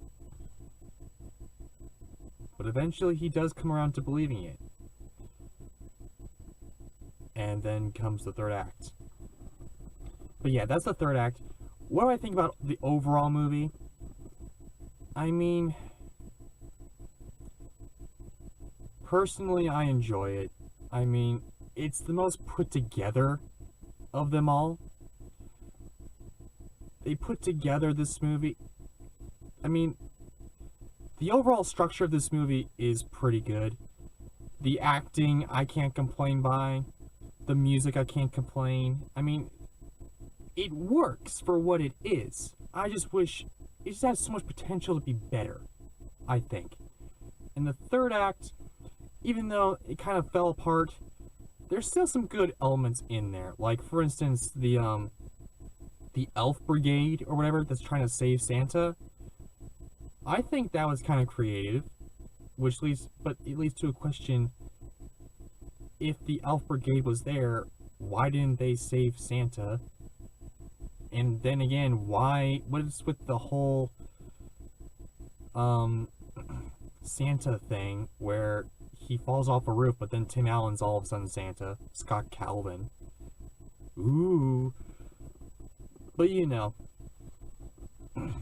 as much as I complain about it, I then go back and just say, okay, let's watch Santa Claus. Because personally, I enjoy it, you know? I enjoy it for what it is. The first and second acts I watch every year, because it's some good cinema right there. It's some good cinema right there. Even though the third act falls apart, Tim Allen is a good Santa.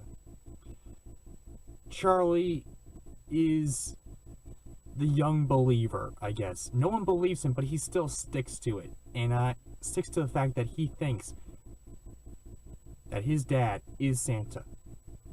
And, I mean, it's kind of heartwarming when Tim Allen finally embraces himself as Santa, and then you see the kid, and is kind of heartwarming, I'm not gonna lie. And the ending, the true ending to this movie, I'd say, is pretty good. I mean, I don't really have any complaints with the actual ending, just the overall third act. But yeah, man, this movie is pretty good. I highly recommend it, although I would suggest skipping over a little bit of the third act. But yeah, man, overall this movie is more put together, takes itself a little bit more serious, and if you want a serious Santa movie, I recommend it. Personally, I like Santa Claus 2 a little bit better, but as an overall, the way the movies are put together, I'd say the Santa Claus #1 is a lot better overall. So I highly recommend it. I watch it every year at Christmas time, and yeah, I recommend that you do too.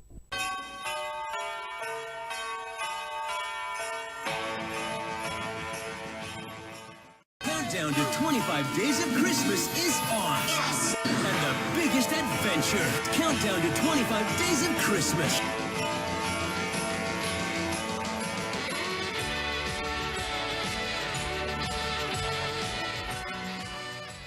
For Christmas. This movie, when this movie came out in, I think it was 2012 or 2011, I had no intention of seeing it. It looked really stupid. The marketing made it look like I didn't want to see it. It looked like a rehash of Prep and Landing. Really. So, and I like Prep and Landing. It was like honestly, the marketing looked like a British Prep and Landing that didn't care about the overall story and all that. So I had no intention of looking at this and watching it. However, and I swear, last year, I decided, you know what? It's on ABC Family. Why not watch it? And I dare say, even with the commercial interruptions, I really enjoyed this movie, man. It was actually not as bad as I thought it was. And in fact, it's not Prep and Landing. It's not really Prep and Landing. There's some Prep and Landing elements in there, but overall, the story is a lot more thicker, and it's more, the story more or less kind of, it shows you a lot more. It's intended to be a movie. It's not intended to be an extended version of Prep and Landing. It's intended to be a movie. So what's the story about? Because many of you probably haven't heard of it, unless you've watched ABC Family, 25 Days of Christmas. It's about Arthur, the son of Santa. Apparently, Santa's like the king or queen, like Britain, I guess, Father Christmas. Which is surprising, because it's a British movie and they don't say Father Christmas. And Father Christmas is Santa in Britain, so why don't they say Santa? Why did they say Santa, not Father Christmas? But whatever, I'm getting too caught up in this. Anyway, Arthur's one of the sons of Santa. His big brother is about to take the mantle of Santa, but the Santa that's on the mantle right now doesn't want to step down because he loves it so much. He loves the fact that he gives presents, and he doesn't want to give it up. So, yeah. Fast forward to the overall plot. There's a present that is missing. A present that missed a kid. And not Santa, not the big brother, they don't want to take this present out to a kid because they're done, okay? The brother is ashamed. He wants the mantle of Santa. Santa's too tired. He doesn't want to do it. So, yeah, Arthur decides to go out and do it with his grandfather in the old sleigh. Now, there's like a huge technological push now. Santa's sleigh looks more like an alien mothership and all that. The jokes in this movie are fantastic. The characters are surprisingly solid. I mean, the great-grandfather, they got the most laughs, okay, in my book. Arthur is the wide-eyed innocent. He's so wide-eyed, and I just related to him so much. I mean, holy crap. The elf that helps them, the rapping elf, she's a good supporting character. I would support... She's a good supporting character. I mean, yeah. Otherwise, I didn't really like her that much. She's kind of a trendy hipster to me. I don't really like that type of stuff, but, you know, she worked for the role that she was put into, and yeah. Honestly, as an animated Christmas movie, I think that this is the most well-developed, well-put-together type movie. As an animated movie, Christmas movie. As an animated Christmas movie, I think this is the best one. The colors are bright. The animation's spectacular. I mean, yeah, man. And it gives you the warm, fuzzy feelings in the end. So, with all that, I highly recommend this movie. Don't be a slacker like me and avoid this movie thinking it's just another Prep and Landing type thing. No, okay? This is one of the greatest animated Christmas movies that I've ever seen. It's one of the greatest Christmas movies I've ever seen. I highly recommend it. Go out there and watch the movie, okay? You won't be disappointed. I dare say. If you like Prep and Landing, you will like this movie even more.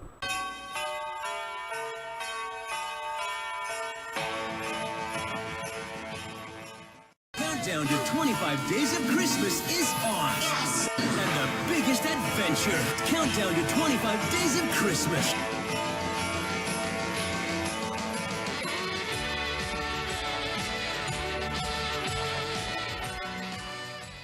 X Noel.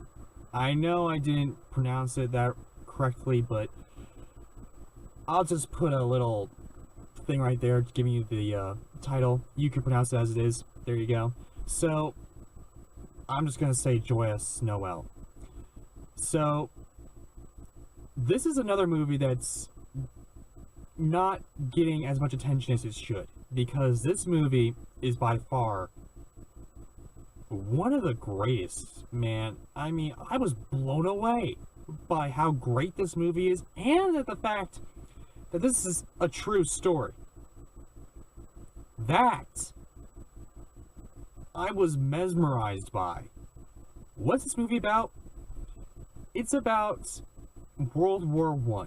If any of you know what World War I was, you would know that it's pretty much a trench war, and it's about the people in the trenches, the army, the neighboring armies fighting in the trenches, not really knowing why they're fighting.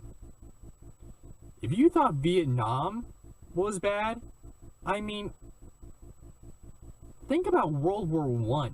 World War I, many people didn't really understand why they were fighting, especially Germany and France, which is where this movie kind of takes place during that, in that border and all that.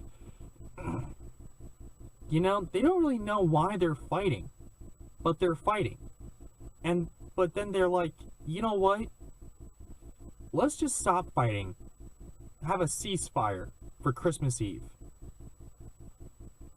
And the neighboring armies, they come together. They celebrate Christmas together. Yes, they have different languages, but my gosh, they are together. They're celebrating. And it's like, man, I mean, if that doesn't give you the warm fuzzies, I don't know what will. But the bulk of the movie comes after, where the neighboring armies, they have to get back to fighting each other. and many of them became friends during the ceasefire of Christmas Eve 1914. And holy mother of crap. This is some deep drama right here. It is spectacular, man. I mean, holy crap. If you want a real Oscar bait drama Christmas movie, this is the movie for you. It didn't come out this year. It came out like a couple years ago, but holy crap, man. This is a fantastic film. I don't understand why it was under the radar this far. I mean, I just watched this past week.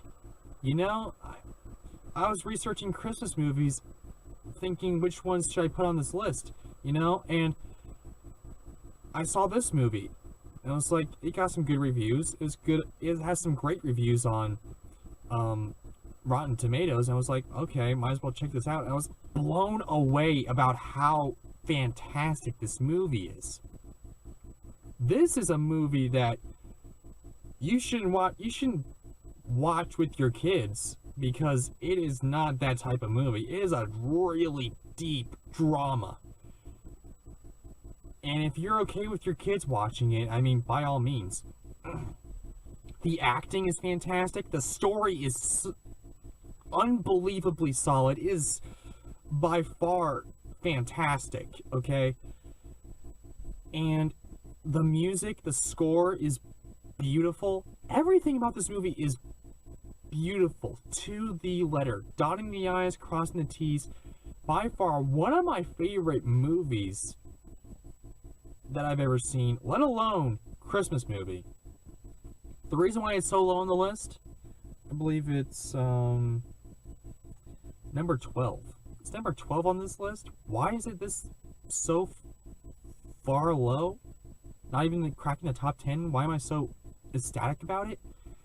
Because I have the only reason why this movie is so low is because I have a nostalgic feeling for some other stuff. That's it. If I saw this movie a little bit earlier, while I was watching like other Christmas movies and specials, it would be higher. It'd probably be like maybe the top 2 or top 3, man. But because I have a nostalgic obligation to others, I put it at number 12. But honestly, man, this movie needs to be seen by more people than it is. I suggest watching this movie. If you're of age, watch this movie. It will make you cry, okay? If you are a deep drama-loving movie fanatic, I suggest watching this movie. It is beautiful, man. It is beautiful. This will now be... I'm going to watch this movie every year. I probably watch this movie even when it's not Christmas. That's how much I love this movie. I suggest watching it. We gotta get this movie more praise and more seen than it deserves, because this movie deserves to be seen. This movie deserves to be on TV. Let's get it on TV, people. Let's start a like a campaign or whatever, because this movie, man, this blew my socks off, man. Beautiful, beautiful. I highly recommend this movie.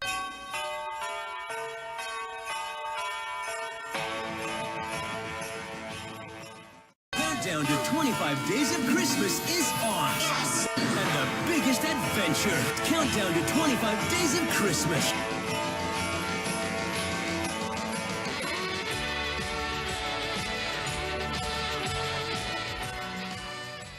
Nativity story. Yeah, you had to expect this to be somewhere on the list because, hey, truth be told, Christmas is technically Jesus' birthday. So, yeah, there you go. It's technically Jesus' birthday. Whatever. Okay, it's got to happen. You know, the nativity. It's a staple of Christmas. Okay, there you go. That's all I'm gonna say. So, the Nativity story. It's kind of in the vein of the Passion of the Christ, I guess, where if you don't like the Passion of the Christ, I mean, I don't really blame you, because there's a lot of really deep religious stuff in there, and there's a lot of really deep religious stuff in there, and it's really, really, it takes some liberties with the movie.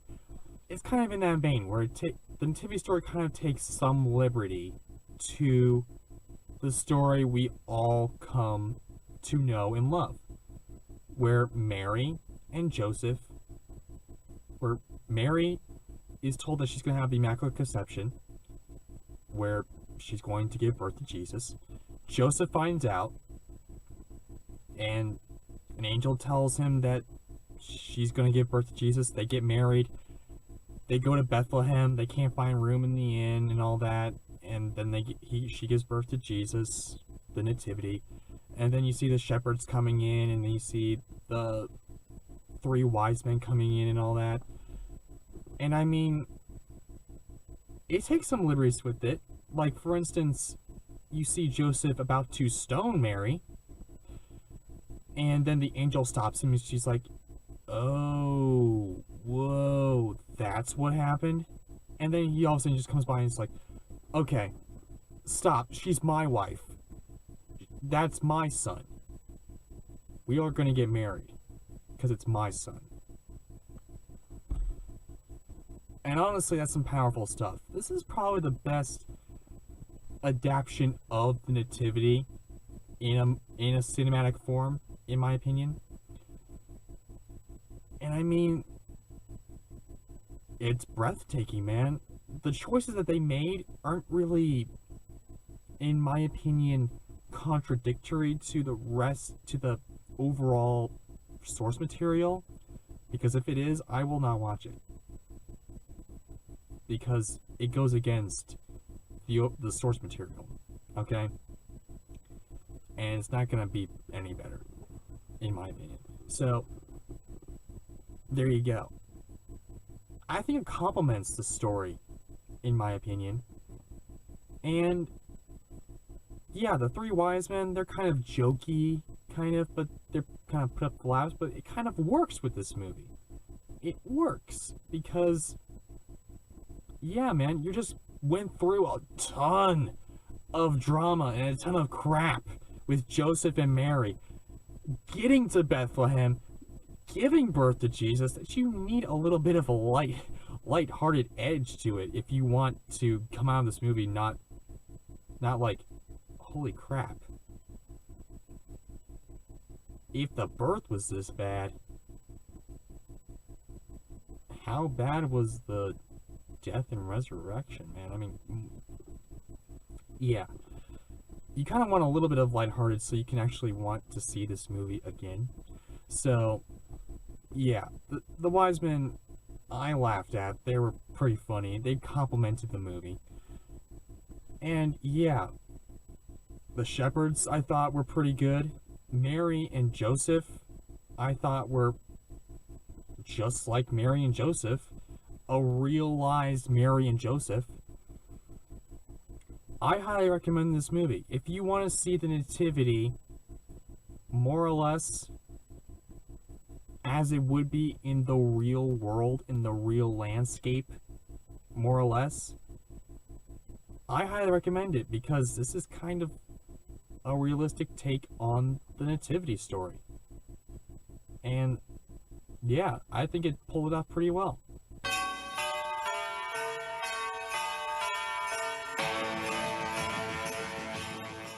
Countdown to 25 Days of Christmas is on. Yes! And the biggest adventure. Countdown to 25 Days of Christmas.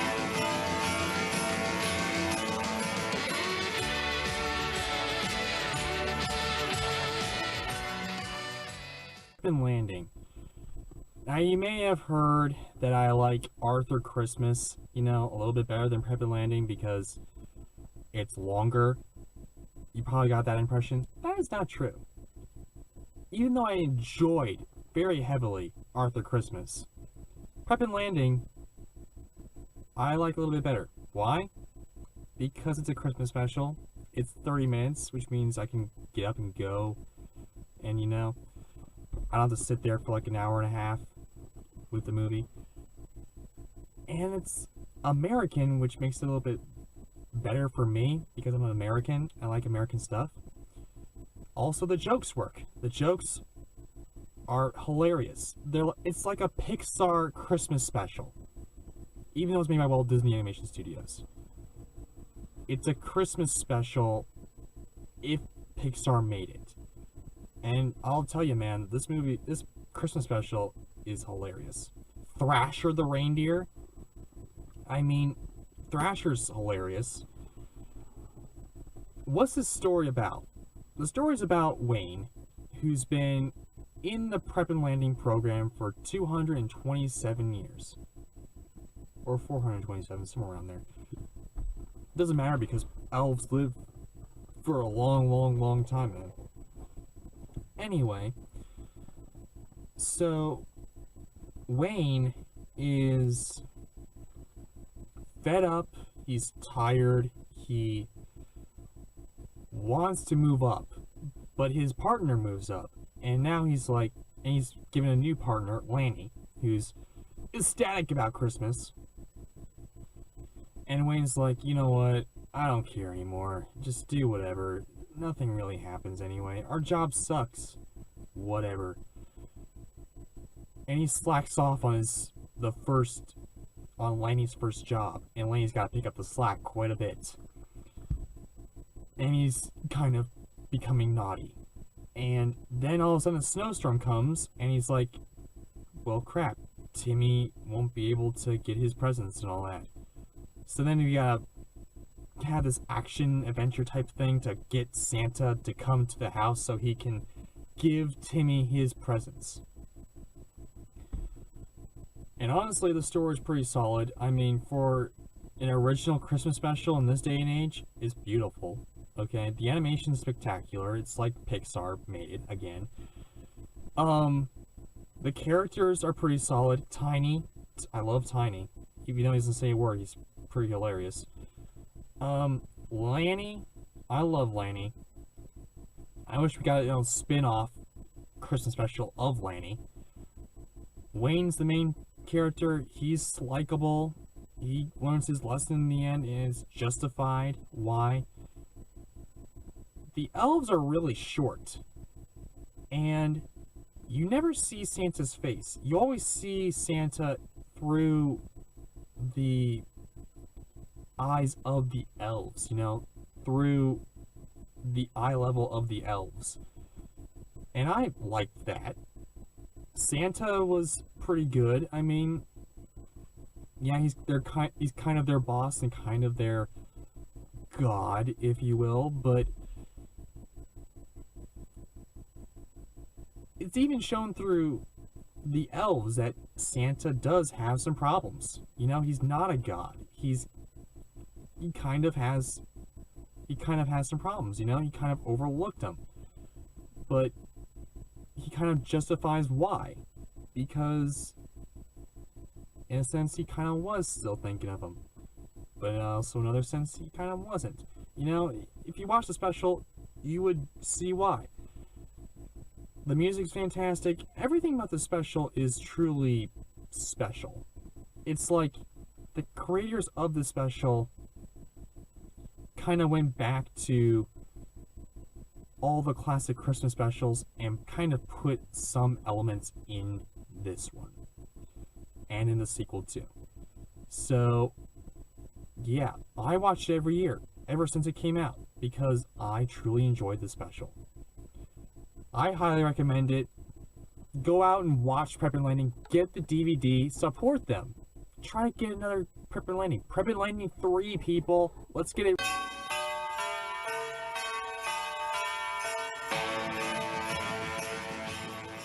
Countdown to 25 Days of Christmas is on. Yes! And the biggest adventure. Countdown to 25 Days of Christmas.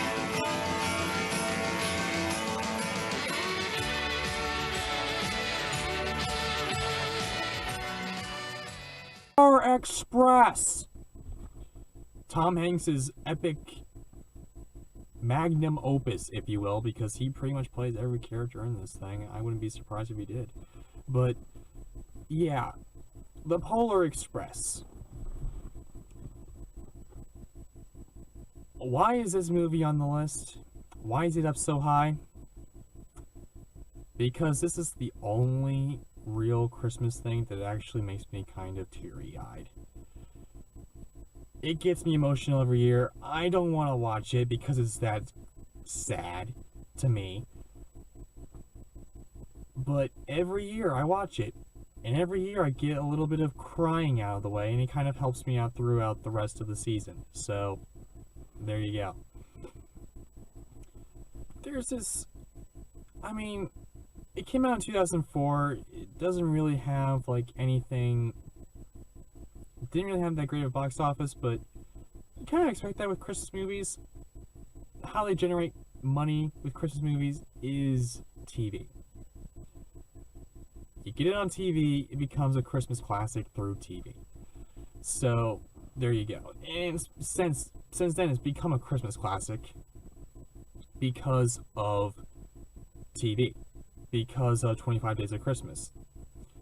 And I'm not going to sit here and say that the characters are quite likable, especially the main character. The main character I thought was pretty bland. Tom Hanks, though, Tom Hanks is great, even though he's pretty much playing every character. He plays the dad, he plays his dad, he plays the older version of the main character as the narration. He plays the conductor, he plays the old, homeless hack that's apparently a ghost that appears on the train for some reason, whatever. The story, though, I'd say is pretty solid. Although there is a lot of scenes that are kind of spread out to make the movie longer so it can be classified as a movie. Honestly, if you would release this as like a 45-minute special on TV, I think it would be perfect. But it's a movie, so they're going to extend it, and you do feel the drag. You do feel the drag, but honestly, it's a very tender-hearted Christmas special. Very, very tender-hearted. And I watch it every year, even though the characters kind of look ghostly and creepy. And the kid with the glasses is very, very, very annoying. But I dare say it is beautiful. The animation, more or less, is pretty good. The design is spectacular. The story itself is a Christmas classic. And I dare say it gets me teary-eyed every time I watch it, so that's why I watch it every year.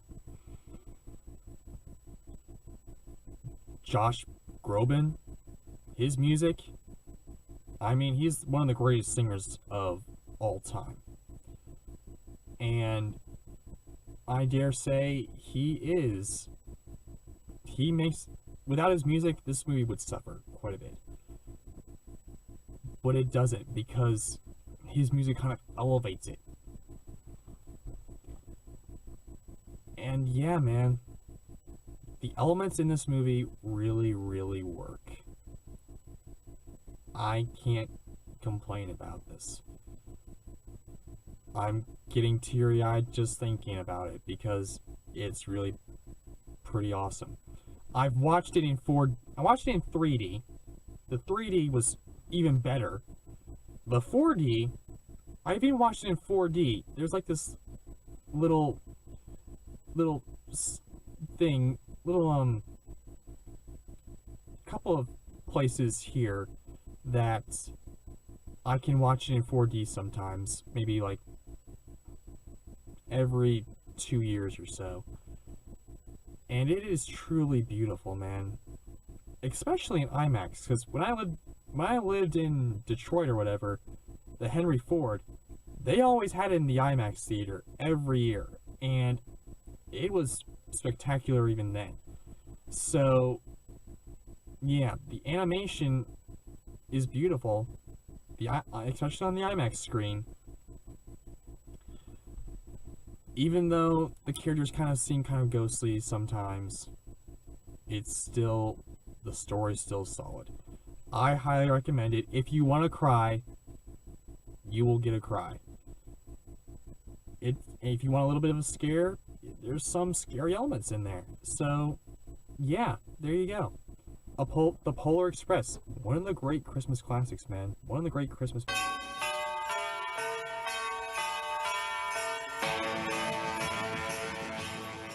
Countdown to 25 Days of Christmas is on. Yes! And the biggest adventure. Countdown to 25 Days of Christmas.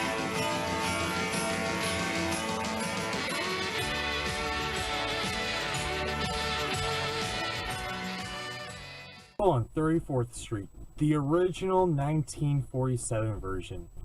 Now, if you remember, I kind of mentioned it. It was one of the top 19 Thanksgiving movies to me. And the reason why it was so low on that list was because it's technically a Christmas movie. And here it is on my all-time favorite Christmas movie list. Now, a little bit of backstory with me. I don't really get into the comedy of yesteryear film, I guess. I mean, yeah, I can kind of see what they're doing with the joke, but I don't really find it that funny. Here, it's still pretty funny. I don't understand why. I like it. The comedy is pretty funny, in my opinion. Still to this day. And I'm a stupid millennial, people, so whatever. Take that for what you will. Santa. First and foremost, what we gotta talk about is Santa. Because that's what the whole movie's about. The guy who plays Santa in this movie is clearly Santa. I mean, whenever you think of Santa, you think of this guy. Okay, this guy represents everything Santa-oriented, okay? If there was one person who you would pinpoint as probably could be Santa, I would say this guy. By far. A lot better than the 1994 version.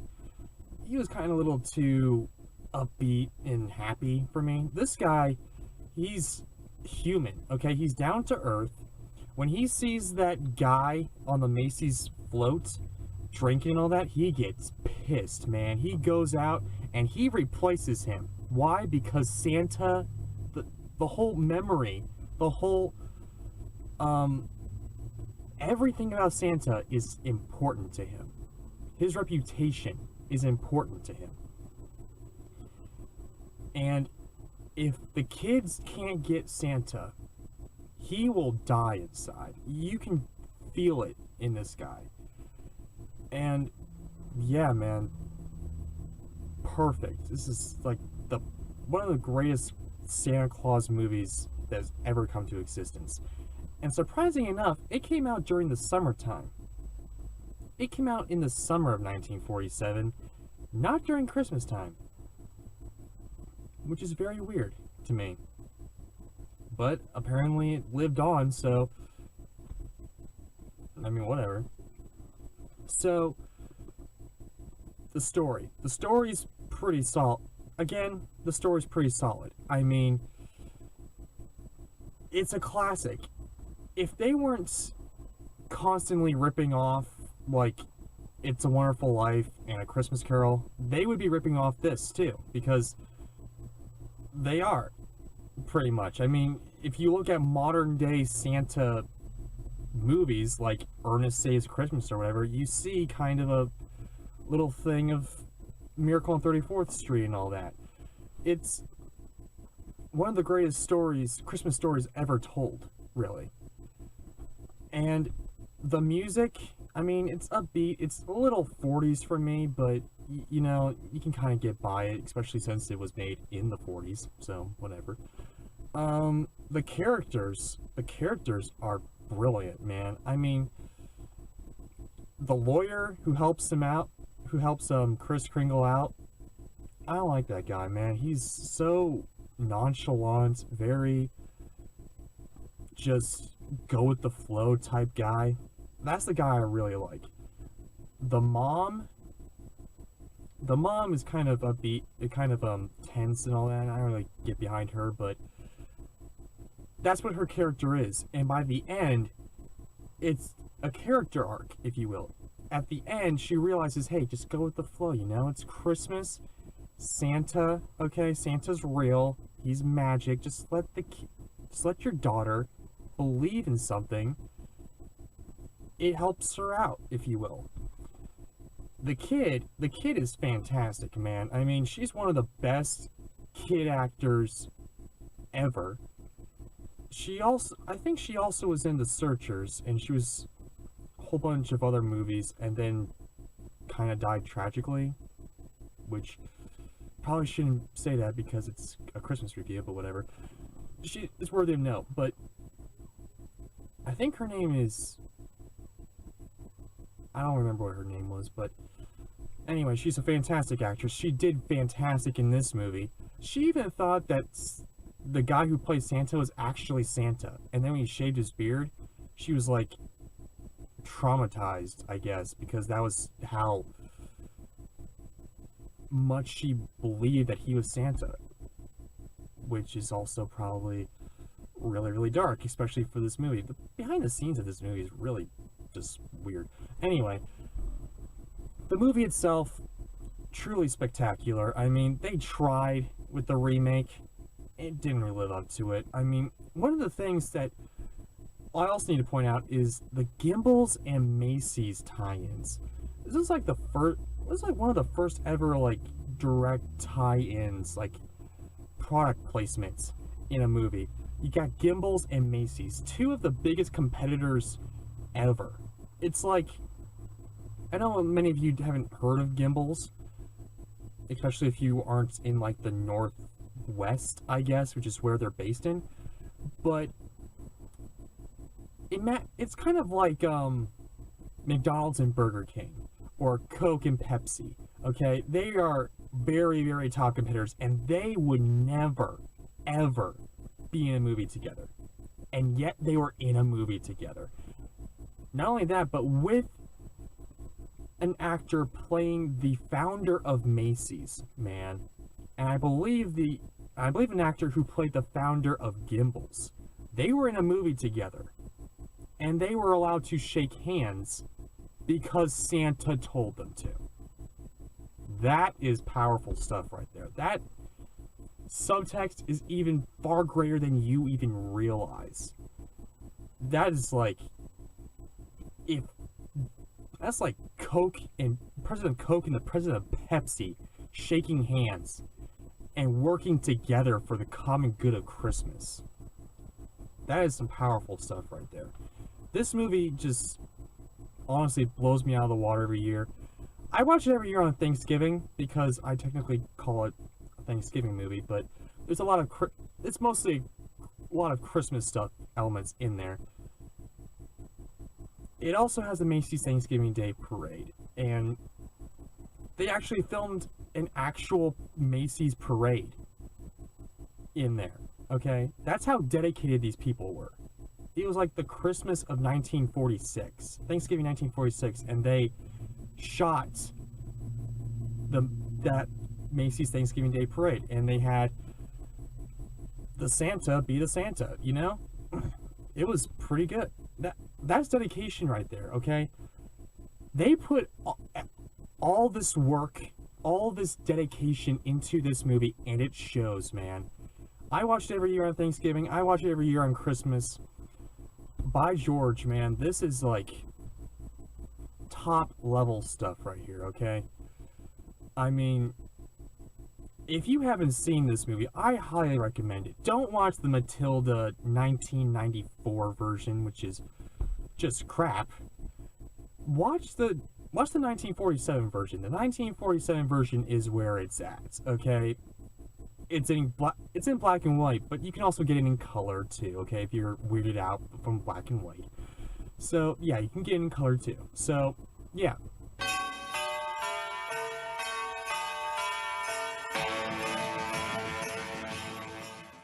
Countdown to 25 Days of Christmas is on. Yes! And the biggest adventure. Countdown to 25 Days of Christmas.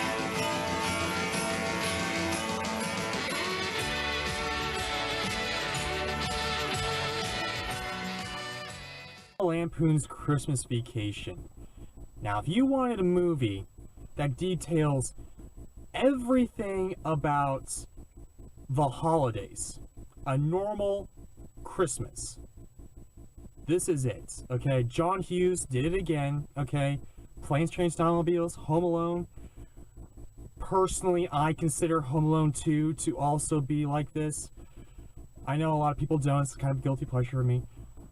National Lampoon's Christmas Vacation, however, this is the movie that I think he went just balls to the wall type feel to it, okay? He just put everything that's related to Christmas in there, okay? Like someone mindlessly watching a Christmas movie or Christmas special, that's in there. Just the craziness of the family, extended family coming in, that's in there. The whole thing where you put up all these lights and they somehow get screwed up and they're not really that great, that's in there. I mean, yeah, man, Chevy Chase, once again, fantastic. You would think that after a couple movies you would get bummed out of him because he's kind of a terrible human being, but you kind of relate to him in that way. That's kind of what a good Chevy Chase type role would do for you, okay? And I mean, the family's great. I mean, we even got the mother from Everybody Loves Raymond in here, okay? That's how great the family is. And by all means, man, the jokes are hilarious. I mean, Chevy Chase, again, this is his movie, man. I mean, it's also like one of the highest grossing National Lampoon movies, which tells you something, because not even National Lampoon's Vacation or National Lampoon's Hawaiian Vacation or whatever, none of those movies came close to National Lampoon's Christmas Vacation, okay? It's also kind of one of the highest rated on Rotten Tomatoes too, which is surprising, especially because it's a Christmas movie.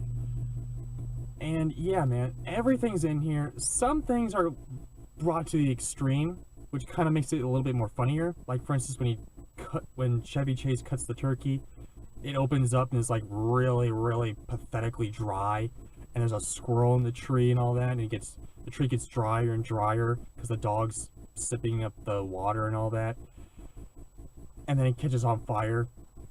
Everything in this movie is perfect, okay? Everything's like a little piece of a puzzle, you know? You take a piece out, the entire thing is spoiled. Every piece works with the movie. That's kind of what John Hughes did at his best. And to be frank, I'll miss him. I honestly will. Honestly, this is a great movie, okay? I highly recommend it, as I recommend all these movies, but honestly, I recommend this one more, especially for families, because yeah, the holidays can be a crazy time, but the thing that brings us together is family. The thing that binds us together, the reason why we do all this crazy shenanigans stuff at Christmas time, is for family. And even if you hate your family, deep down you love them. If you didn't love them, you wouldn't be doing all this stuff, okay? So yeah, that's the overall message of this movie, and to be frank, I watch it every year. It's PG-13, 1984 version, PG-13, so it kind of qualifies as a PG-13 movie. I mean, with parental guidance, I think you can watch it with your kids. There's some cussing in there, but, you know, whatever. If you don't like your kids watching swear words and all that, cussing, then I wouldn't recommend it, but if you don't mind, it's a great movie, and it should be watched with your family, in case of it. So if you go, like, your family's really crazy, and you just can't deal with them anymore, watch this movie. It might just reiterate and kind of inspire you to deal with your family, because deep down, you love them. That's what this movie shows.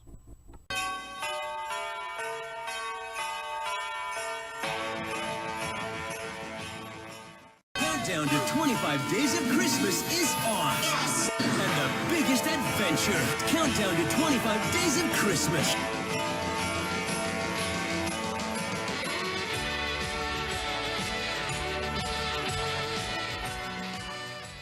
Alone. Once again, man, John Hughes, he does it again. Home Alone, man. This is like, again, this is also kind of his tipping points. It's between here and Home Alone 2 that he kind of went a little bit overboard, but a little bit down the edge. But if he went out on this movie is truly spectacular, and it warrants kind of his greatness, I guess. Because before this, he was doing all this rated R, rated PG-13 type movies with all the The Breakfast Club, Ferris Bueller's Day Off, and all that, which are fantastic movies. But here he kind of reinvented the family movie. Without Home Alone, we wouldn't have, like, family movies, I guess. We wouldn't have the family movie craze. We wouldn't have people making family movies from family movies being spectacular to being just a time waster for your kids. John Hughes did that, for the most part. And honestly, Home Alone is truly one of the greats, man. I mean, if you remember with Home Alone 2, I said kind of like Macaulay Culkin was kind of at that borderline between giving a great performance and kind of becoming a marketing type ploy. Here, he's 100% real, okay? He's 100% giving it all to the role. And yeah, I haven't seen that at all, like, after Home Alone 2. Here, he's, like, completely real. It's before he got all markety and all that, with Richie Rich and all that stuff. And the family's more real than Home Alone 2, and if you want more of the real type edge, I highly recommend this. They're a lot less comedic and cartoony, and more along the lines of real, like National Lampoon's Christmas Vacation. And I can't fault them for that. Personally, I like the comedic elements a little bit better, but as a real movie, I had to put this higher on the list because it is truly just monumentally more real and makes you feel something a little bit more than Home Alone 2. The robbers are actually more real. Marv and all that. Marv and Harry, they're more real. They're not like just crazy and all that. They're more real. The ending, like, beat up thing that's at the end of every Home Alone, this is more real. They can actually live through it and not have, like, permanent not have real serious permanent injuries, I guess. The story is a lot better. It's more real. The acting is fantastic. It's more real. John Candy's in this movie, and he elevates this movie even to a higher degree just because he's in this movie. John Candy, man. I mean, yeah. I will say this, though.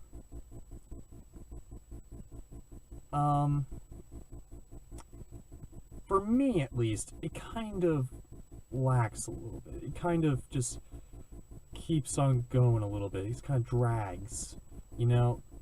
Eventually, you know, Macaulay Culkin, Kevin, he goes through all this stuff. Like, he goes to the grocery store. He goes, to the pharmacy or whatever. And you're like, okay, we get it already. Let's just kind of move it along a little bit, you know? But, honestly, that's like a nitpick, man. This entire movie, I watch every year. I watch it every year. Along with Home Alone 2, because I love Home Alone 2. Guilty pleasure, man. I mean, whatever. But yeah, Home Alone is truly one of the great Christmas classics. And I don't know what John Hughes did to warrant just every kind of holiday movie that he's made to be spectacular and kind of define a genre. But he's made like a couple Christmas movies, and he's made a Thanksgiving movie that's fantastic. The best Thanksgiving movie ever, Planes, Trains, and Automobiles. And National Lampoon's Christmas Vacation, Home Alone 2. Yeah, man. It's truly spectacular. And yeah, I highly recommend it. If you haven't seen this movie already, which I doubt, because it's everywhere on TV. And I believe it's every year on it's every year on Christmas morning. It's every year on Christmas Day. There's a channel somewhere that's playing this, okay? So, honestly, I recommend checking it out if you haven't already. And yeah, John Hughes at his finest, man. You will never see another great movie like Home Alone. Because, yes, it is a kid's movie. But it's also the kids movie that defined the genre of kids movies. The OG great kids movie, okay? By far, it's fantastic, and I highly recommend it.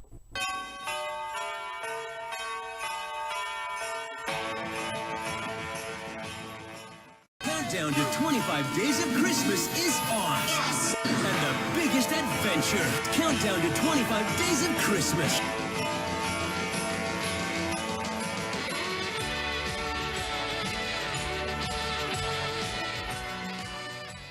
Charlie Brown Christmas. Now listen, guys, this is my all-time favorite Christmas special.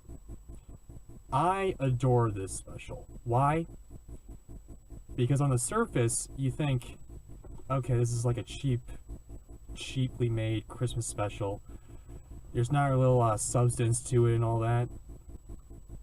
But when you analyze it, you see, hey, there's actually some actual substance to it, actually. So, what am I talking about? Talking about, like, the, kind of the allegory to the special. And what is the allegory? I'll tell you. You see, in 1964, Lee Mendez, one of the creators of all the Peanuts specials, told Coca-Cola and CBS that they were going to make a Charlie Brown Christmas special because they're making a documentary, and they saw the animation that they had for the documentary and all that, and they were like, hey, this is great, make a Christmas special. Can you make a Christmas special? And they're like, yeah, sure, why not? And they were rushing, trying to make it great. And when they showed it to CBS, they were like, it's crap. We can't show this stuff. It's already on the TV, guys, so we might as well show it. Just show it once and just get it off the air, man. And I promise you, like, 1 to 2/3 of the entire American population who had a TV tuned into that show. True, there was only 3 channels at the time, but that special resonated with people. That special was truly one of the greats. It was simple, yet there was some better overall meaning to it, you know? You might be asking yourself, why is it so great? Because it's that simple. How could it be that great? Well, do you remember when they were, if you haven't seen this, I have no idea what you're doing with your life, but whatever. If you remember, Charlie Brown was trying to make a Christmas pageant, right?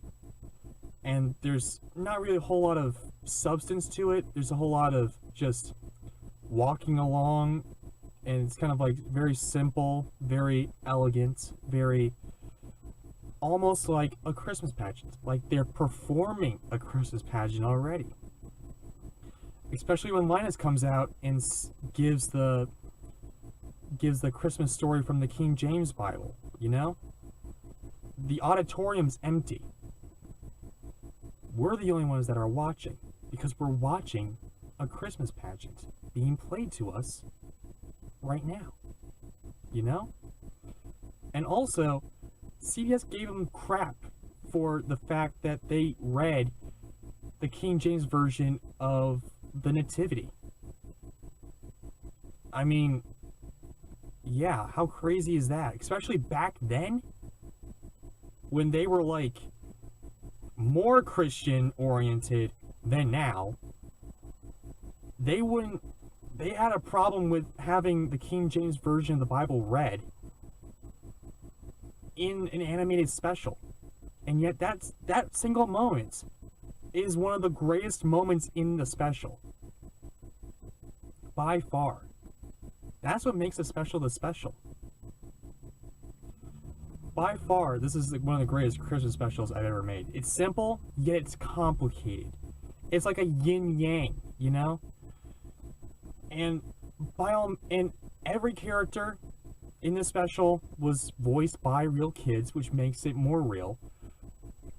I mean, I love this special. I could go on for hours and hours and hours just detailing every little thing about this special and how much I love it. But to be honest, I'm not gonna waste your time with this, but if you're one of the few people that live under a rock and haven't seen this, I highly recommend this. I highly recommend this special. If you haven't seen this special, please stop watching this and go out and rent the DVD, okay? It's on Netflix, not Instant Queue, but it's on Netflix. You gotta bring the DVD through the mail and all that. I mean, it's on TV, man. It's on ABC right now, okay? Go out and watch it. It's a fantastic special. Dare I say, I highly recommend it.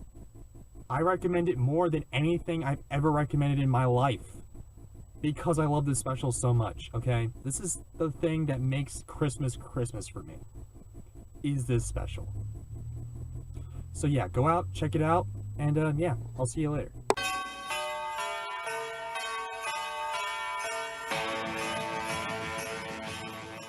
Countdown to 25 Days of Christmas is on. Yes! And the biggest adventure. Countdown to 25 Days of Christmas.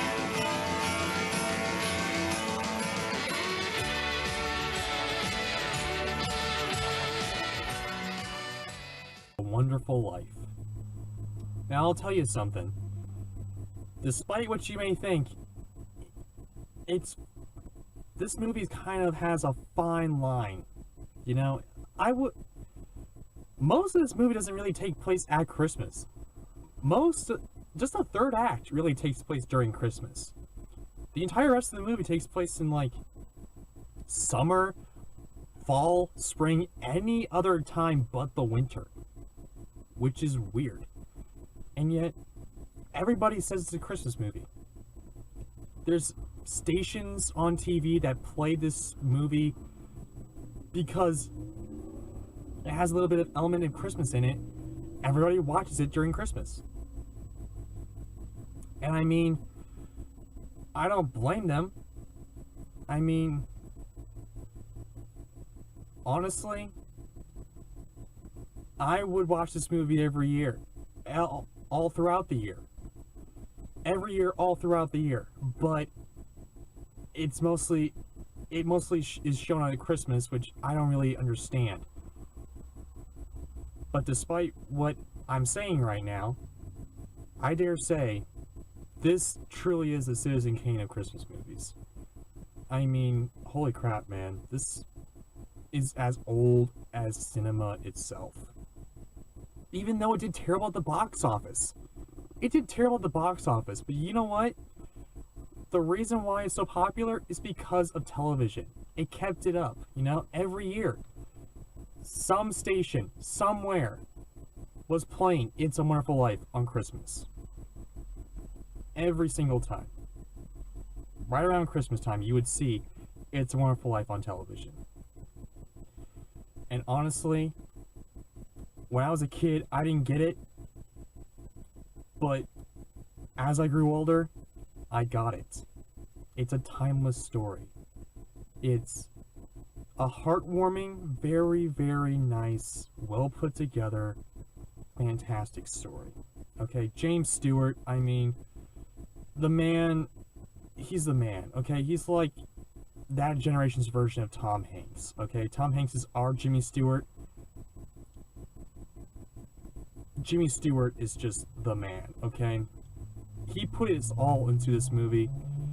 Even though it didn't do good at the box office, he put his all in there, okay? All the characters are fantastic. The jokes, surprisingly, again, work.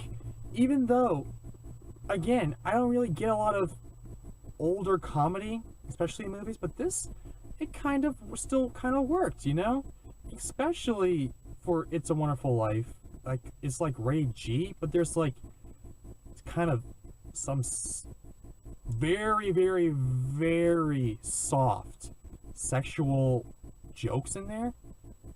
Like, a married guy was watching, like in the beginning of the movie, there's like a married guy who's watching a kind of like a sexy blonde woman walk by. That was a funny joke, and it worked, you know? I laughed. It wasn't like racy or anything, or sexualized, or whatever, what have you. It worked for what it was.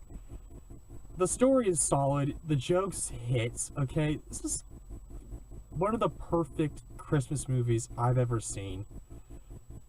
It's heartwarming, okay? Has it anything to do with Christmas? Not that much.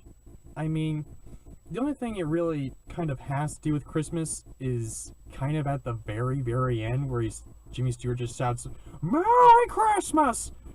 Merry! Merry! I love you, Merry!" You know? I mean, other than that, and them saying "Oh Tannenbaum," I guess, at the end, or "Auld Lang Syne," I guess, at the very end, it has nothing to do really with Christmas. But I believe the reason why it's shown at Christmas is because it's so heartwarming, because it's a timeless story. The guy never gets out of the town, and yet he wants to be a better person. He wants to be this great man, but he never gets out of this small town. He never ever leaves. And yet through everything, at the very end of the movie, you see, because he was a great guy, he did become greater. He did become a big, upstanding citizen. He became the richest man in town. And I dare say eventually, when I understood everything in that movie, I got a little teary-eyed. I still get a little teary-eyed every time I watch it on Christmas Eve. Because it's a timeless story. And it's a story that should be shown to everybody, okay? Is it in black and white? Yes. It's not in color. Because it shouldn't be. The reason why it's a classic is because everyone is seeing it in black and white on television. Not even in theaters was it shown in color. It was shown in black and white. And they respected that tradition up to this day. And they haven't colored it to this day. So, I highly recommend this movie. I would be very surprised if you haven't seen this, okay? If you haven't seen it, please go and see it. It is beautiful, fantastic cinema, okay? This is a Christmas movie that defined every Christmas movie ever. Came out in 1946 before Miracle on 34th Street. And by far, it had the greatest impact on Christmas cinema ever. Okay, I believe it was probably the first Christmas movie ever. So yeah, check it out. Watch it during Christmas Eve. It'll blow your socks.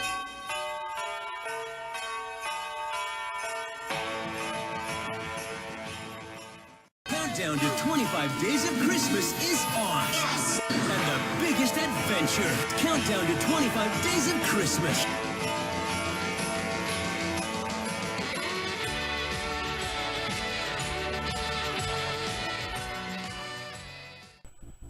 A Christmas Carol, 1984. Now this is the one that I believe truly to be the best Christmas Carol of all time. Why? Because the characters seem very, very real. Normally in A Christmas Carol, and by far this is like one of the greatest series of films that have ever existed. One of them, because each one of them is great. But it's just, a lot of the times you see many of the characters in the movies just saying the lines. They don't really have a lot of emotion, I think. And the ones that do don't really have all that much, especially since it's a timeless story and it's not really anything new, I guess. 1984's Christmas Carol has probably the most emotion of all time in a Christmas Carol type story. You have Ebenezer Scrooge. The actor who plays Ebenezer Scrooge is by far the best one ever. I mean, my gosh, his name's George. George, hey, hats off to you, sir. This is like one of the greatest Ebenezer Scrooges I've ever seen on screen. He doesn't even have to talk, you know? Most Ebenezer Scrooges talk in order to feel the emotion. He just looks, you know? He's just looking at himself as a young person in the past. He's seeing himself in the present, he's seeing himself in the future, and it's just beautiful, you know? He doesn't even talk all that much, and he portrays so much emotion in all that. The one that I would kind of hesitate toward kind of competing with him is actually Jim Carrey as Ebenezer Scrooge, but we're not even going to get into that one. The ghosts seem more real. They seem like gods, if you will. I mean, they have like booming voices, but they seem like angelic, like, if you will. Especially the Ghost of Christmas Past. I mean, that's like a real angel right there. And the stuff that they put in this movie to extend it, because each Christmas story or Christmas Carol, each one has something in there to extend the movie to make it longer so it can be feature length, I guess. The stuff they put in there actually adds a lot more to the overall story. Like the one from 1938, I mean, it doesn't really work. The one in 1950, especially 2009, the 2009 version, they added some stuff. Some was actually pretty good, but a lot of it, like Cratchit skating down the slope or whatever and almost getting killed because, hey, it's Christmas and he's just celebrating. I was like, dude, you got a kid. Why are you doing this? But anyway, each element in the 1984 version complements the overall story. It expands Ebenezer's character, you know?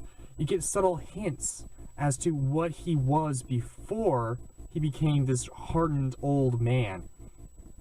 Even before you see the ghosts, you know? And are the special effects that great? I mean, for the time, yes. But now, nah. I mean, when they do have them, it's very few, but when they do have them, it's kind of, but otherwise, this is like a 99%. If I was giving a rating on Rotten Tomatoes, I would give this 99%. Because it's the best Christmas Carol out there, man. They are not gonna top it. Unless they put the best elements of the 2009 version, which are very few, but actually add to the overall story. Put those elements into this Christmas Carol, it would be the best one we've ever gotten and ever will. But the 1984 version is the best one we've ever gotten, probably the best one that we ever will get. I highly recommend it. Go out and check it out. It'll become a Christmas classic if you haven't already. If you are a fan of A Christmas Carol, like you've seen the Muppets and Mickey and all that, I suggest starting with this one, the 1984 version, and then go into the other ones and compare them. Because hey, that's how reviews work, I guess. You know, you want to become a reviewer? Just pop in the best one and just compare them. You know, compare all the Christmas carols.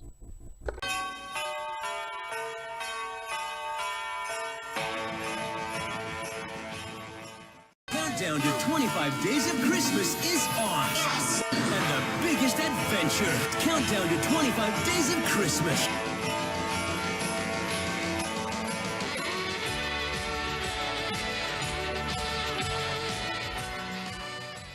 Christmas Story. This is by far one of the best Christmas movies, Christmas specials, whatever you want to call them, ever. Why? Take the elements of National Lampoon's Christmas Vacation, make it a little bit more family friendly, and there you go. Set in the 1940s, there you go, man. This is the all-time one of the best Christmas movie specials ever, you know. And it says it's Christmas Eve. Happy Christmas Eve to you all. It's the Christmas Story marathon on TBS and TNT and all that are probably starting right now, but you know, whatever. I mean, I don't really like the marathons because it's constant over and over and over, and I'd rather have more content. But if there was a movie to have a 24-hour marathon, I would put this as it. If it has to be, okay? Because not only is it freaking hilarious, but there's some truth to it. It shows, like, the stress of the holidays, if you will. A kid who really, really wants something so bad, but he just can't get it because you'll shoot your eye out. I mean, it's constantly quotable, man. I mean, who hasn't had the cranky old man, you know, doing stuff, you know, around the fireplace and all that, fixing the furnace in 1940, you know? I mean, if you were like a lower class or lower middle class type person, you know, you understand this movie. I was a lower middle class person for a while, and I understand it. This relates to me a lot because, yeah, in the holidays it's all crazy and chaotic, and it's kind of a growing up type story too, where Ralphie is like, you know, he's trying to grow and mature, you know, trying to get a gun. The gun is kind of like his rite of passage, if you will, for kind of a man, you know. If he gets the gun, it's all his hopes, all his dreams. If he gets it, then anything can come true, you know. And then, spoiler alert, when he does, it's the most magical thing in the world. But then he kind of shoots his eye out, not literally, but figuratively, I guess. Almost does. And yeah, it's just about childhood, you know? It's kind of like The Sandlot in that way, where in The Sandlot, there was a bunch of, you know, it was like boys playing baseball. Not even caring about what's going on in the world, just boys playing baseball. This is just a kid who wants something for Christmas, and he will stop at nothing to do it. He will stop at nothing to get it, okay? I mean, it's a tale as old as time, if you will. Every kid has probably gone through this stuff, but only the kids that want it so badly actually go to the lengths as Ralphie has, okay? It's funny, it's quotable, it's by far one of the greatest movies of all time, let alone one of my favorite Christmas movies of all time. And yeah, man, is it getting overexploited because it's so quotable and everything in there is just kind of resonates with people? Yeah, I mean, I get that. There's a lot of marketing and all that. However, if there was a movie to warrant all this stuff, I would say it's this one, because it is quotable. It is a marketing ploy, you know? The pink bunny suit, I've seen that thing everywhere. You know, Ralphie getting shoved down the slide with Santa, I mean, I've seen that everywhere too. You know, it's everywhere, but I don't mind it being everywhere. I would mind if, like, I guess Santa Claus Conquers the Martians was everywhere. I would mind if that was everywhere. But, you know, A Christmas Story is just one of the great movies and traditions that happens every year, you know? Sometimes we have it playing on in the background at Christmas because it's on 24 hours a day on Christmas. So, yeah. Honestly, man, this is one of my favorite Christmas movies of all time. Actually, after It's a Wonderful Life, we watched that. We turn on TBS and watch A Christmas Story because it's just that quotable and it's just that resonates that much with me and my family. So, yeah, there you go. If you haven't seen it, holy crap. I mean, are you living under a rock? It's on everywhere. Just go out and check it out. And, yeah, I'll see you soon.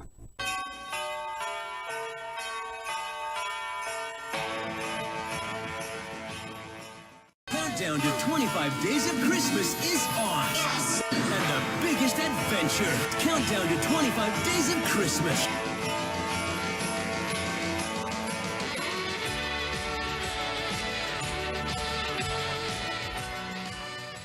Christmas, guys, we finally made to the #1 best Christmas special or movie ever in existence, and that is, in my opinion, Elf. Why is it the greatest Christmas movie and special of all time? Well, take the elements of every Christmas special and every Christmas movie, combine them, and expand them with Will Ferrell, and it's Elf, man. It's Elf.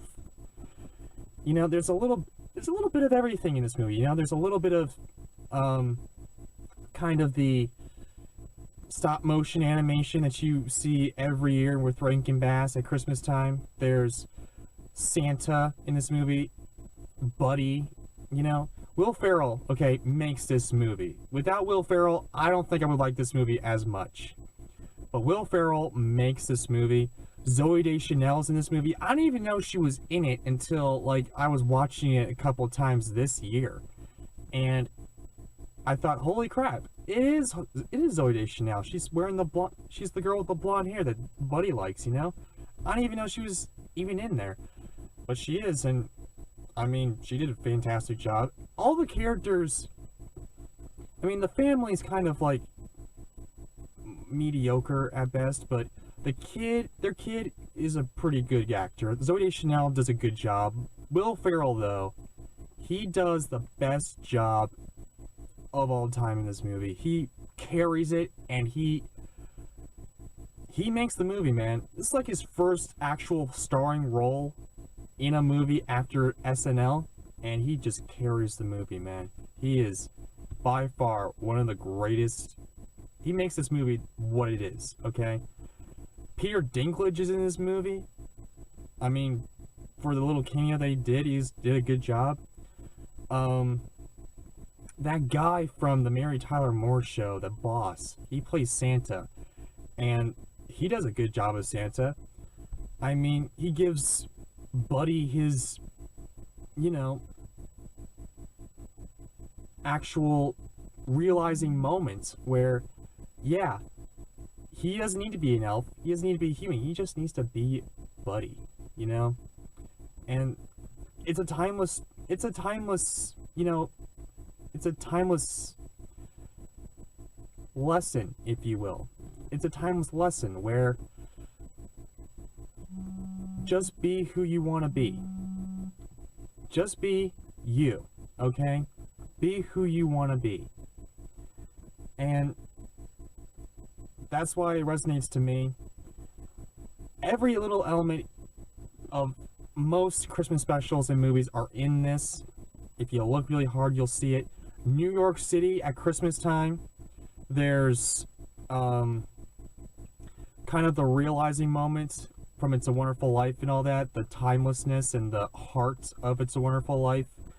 You've got kind of the Scrooge of Christmas being the dad and all that from Christmas Carol. You know, I mean, it's pretty much all the classic Christmas stuff is shoved in this movie, and it complements it. You know, Jon Favreau directed this movie, and yeah, he's a fantastic director. He did a fantastic job with this movie, and becoming Christmas classic, dude, if you haven't seen this, I highly recommend it. It's on ABC Family every year. I recommend it a lot more than The Grinch, How the Grinch Stole Christmas, the 2000 version. That's stupid. But Elf is a timeless classic, man. And, yeah. I watched it every year. Every year at Christmas time, after playing like a Christmas story like 500 times, I pop in Elf. Just to give it a little bit of spice of Christmas, you know? And there you go, guys. Those are my Christmas reviews. Hopefully I'll do this again next year if I'm not too busy and all that. And yeah, please subscribe to the channel. Click the bell so you can get like notified when I get new content up. And yeah, happy holidays. Don't go partying too much, okay? You can party a little bit. It's Christmas, hey. But don't party too much. And just celebrate the season, you know? You got vacation, you're on vacation, you're with family. Hey, live it up. Live it up a little bit.